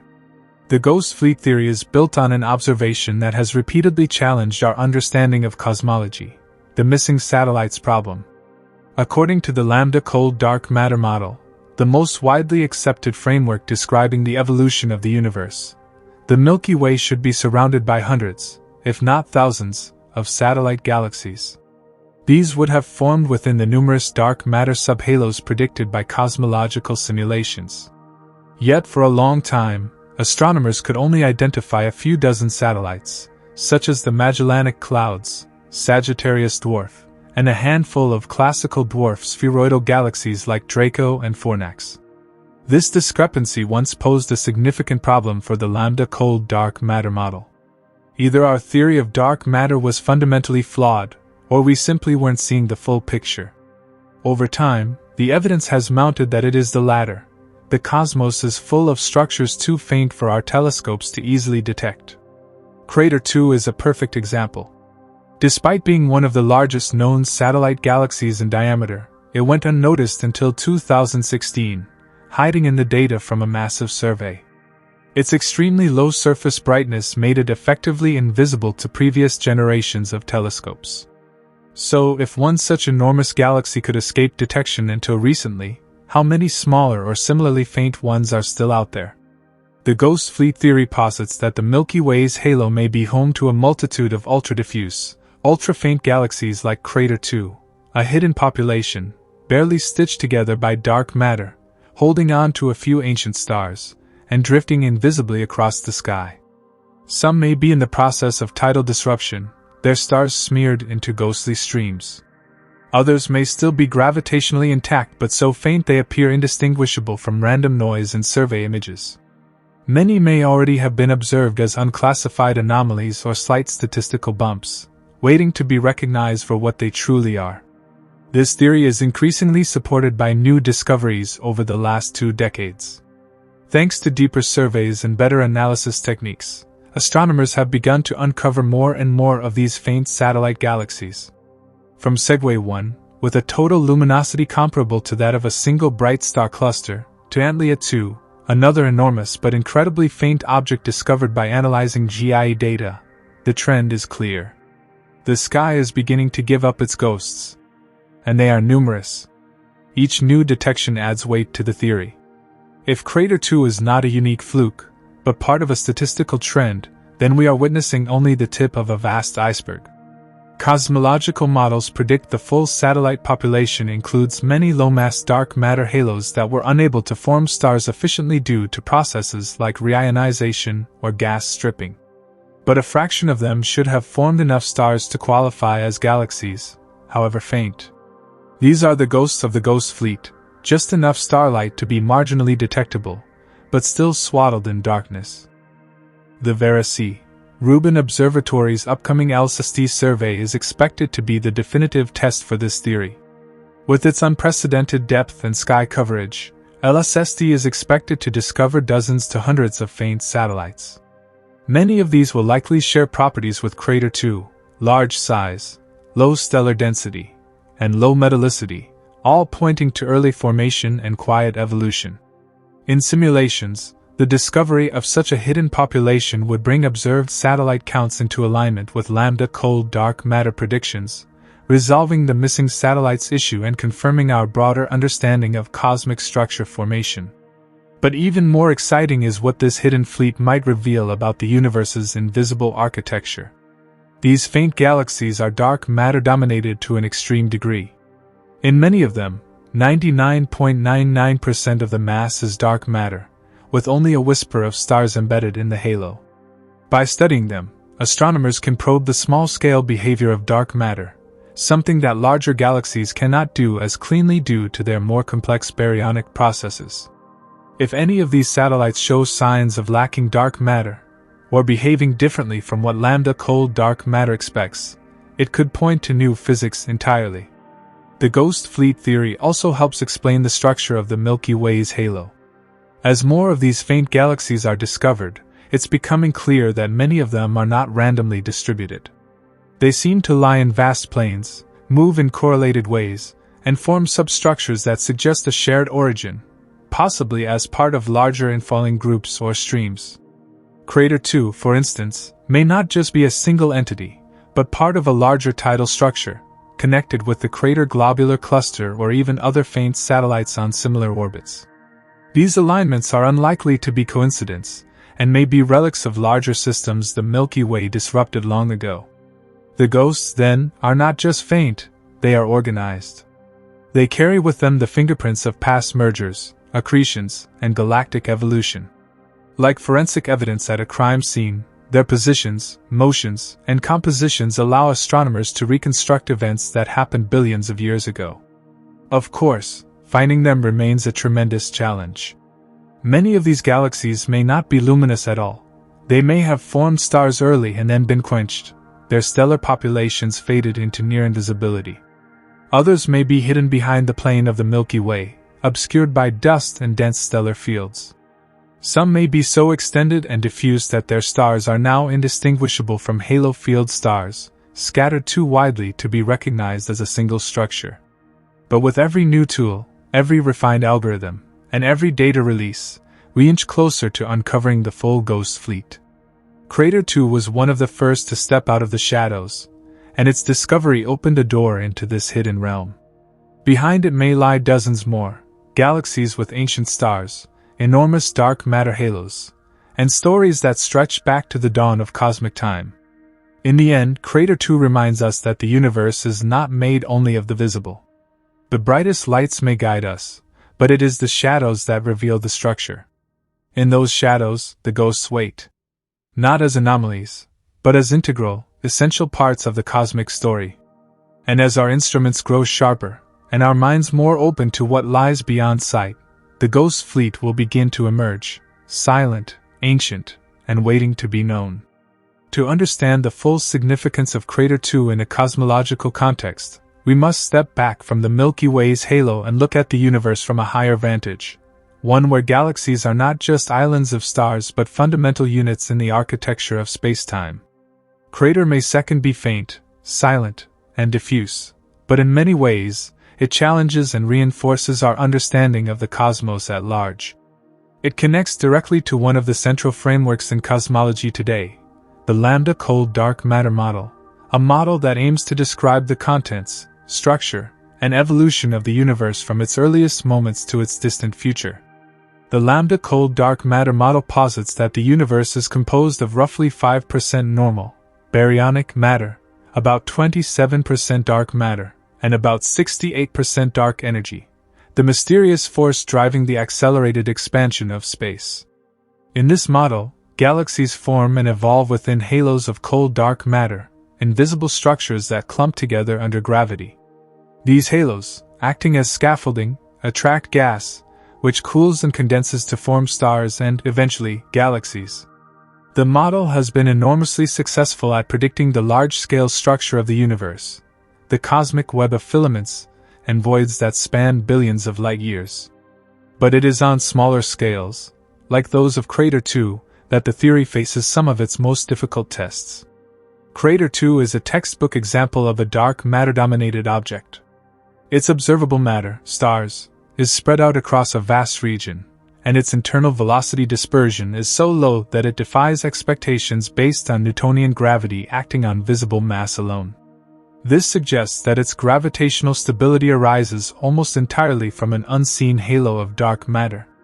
In fact, its dark-to-luminous mass ratio may be among the highest of any known galaxy, reinforcing the central claim of lambda-cold dark matter, that dark matter is the dominant mass component in the universe's structure.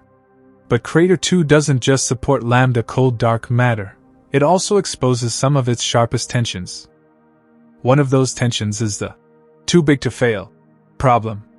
Lambda-cold dark matter simulations predict that a galaxy like the Milky Way should be surrounded by several massive subhalos, the most massive of which should have enough mass to retain gas and form stars.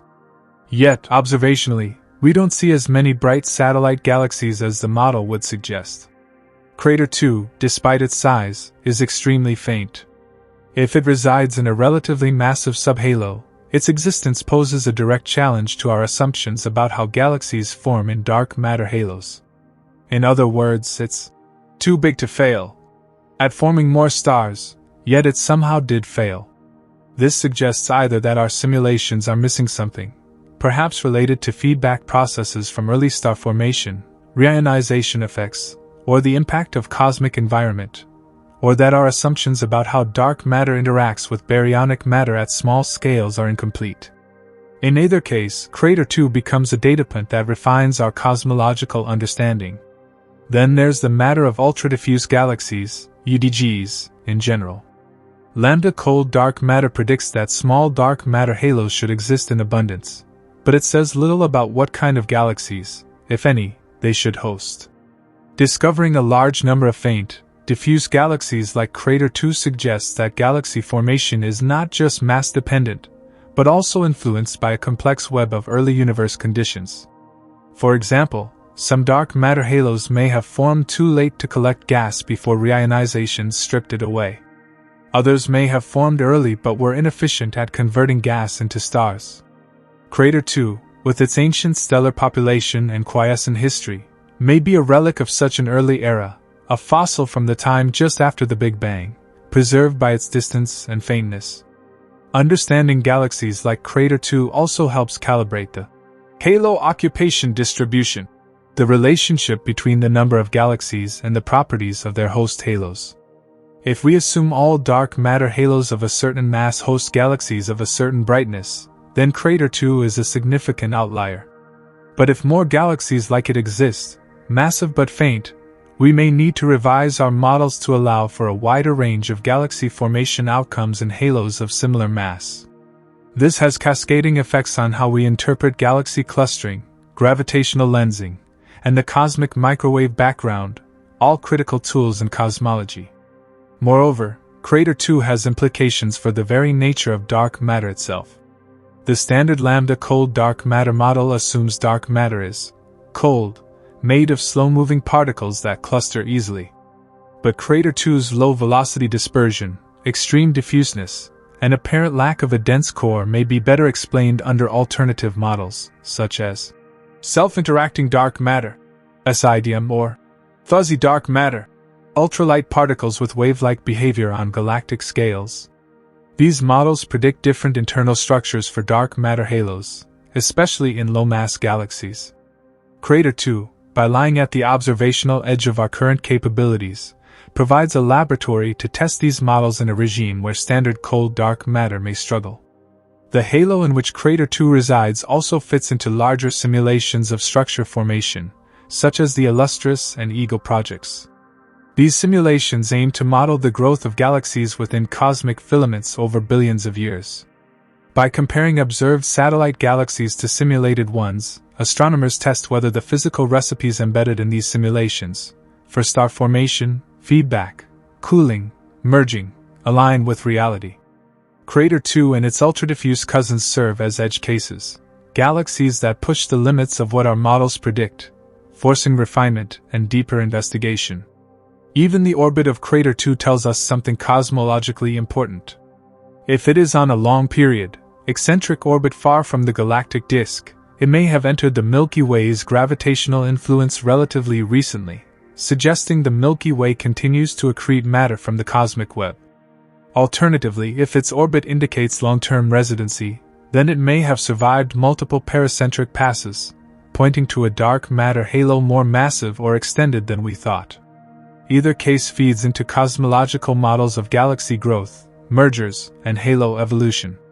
And we must not overlook the cosmological implications of not finding more galaxies like Crater 2. If surveys like LSST do not uncover a large number of similar ultra-diffuse satellites, it may suggest that Crater 2 is an outlier, perhaps formed under highly unusual conditions. This would demand explanation. Why did this particular halo fail so spectacularly to form stars? What distinguishes it from the countless other dark matter halos that should exist in the Milky Way's halo? If Crater 2 is rare, it may constrain the range of possible star formation histories in early halos, forcing tighter limits on reionization timing, supernova feedback strength, and gas cooling efficiency. In that sense, Crater 2 is more than just a ghost galaxy, it's a cosmological stress test. It probes the limits of our models, the assumptions of our simulations, and the physics of invisible matter. Its low luminosity challenges the thresholds of detectability. Its massive size contradicts expectations for galaxies with so few stars. And its serene, slow-moving stars defy simple gravitational logic. To the casual observer, Crater may second seem like a footnote, a dim blob far beyond the eye's reach. But in truth, it is a keyhole through which we glimpse the architecture of the universe. It speaks of forces we cannot see, of histories we cannot trace, and of truths we are only beginning to understand. In the framework of cosmology, it is not the brightness of a galaxy that matters, but the questions it forces us to ask. And Crater 2, quiet as it is, asks some of the loudest questions of all. In the silence of the cosmos, where stars are born and galaxies collide in grand, luminous displays, Crater 2 moves without fanfare. It does not dazzle the sky or blaze trails through space. It whispers. And in that whisper lies a story deeper than most galaxies can tell. Crater 2 is not loud. It is not bright. It is not even easy to see. But its quiet presence reverberates through the halls of astronomy and cosmology, challenging the limits of what we thought possible, and what we thought we understood. This is a galaxy that stretches nearly 7,000 light-years across, yet emits less light than many globular clusters. Its stars are ancient, sparse, and barely moving, as though time itself flows slower within its bounds. It appears to drift softly on the edge of the Milky Way's halo, not disturbing, not demanding attention, and yet its very existence forces us to rethink the nature of dark matter, gravity, and the universe's earliest chapters. What Crater 2 lacks in brilliance, it more than makes up for in mystery. It is a structure held together by something unseen, a fragile echo from an era long gone. A relic of a quieter cosmos, a survivor of mergers, or perhaps a remnant of something even older. In a universe filled with shouting giants and blazing beacons, Crater 2 is a breath, almost lost in the noise, but profoundly meaningful for those who listen closely. Its discovery was not a triumph of eyesight, but of insight, a testament to the ingenuity of astronomers and the evolving tools of science. It didn't shine its way into our catalogs. It had to be coaxed into view, teased from data, revealed by movement, not light. And in doing so, it redefined what we mean when we say something exists. Crater 2 is a whisper from the cosmic past, not loud, not brash, but deeply revealing. It tells us that the universe is not just composed of what we see, but also of what we nearly missed. And in the end, perhaps it is these faintest voices that have the most to say.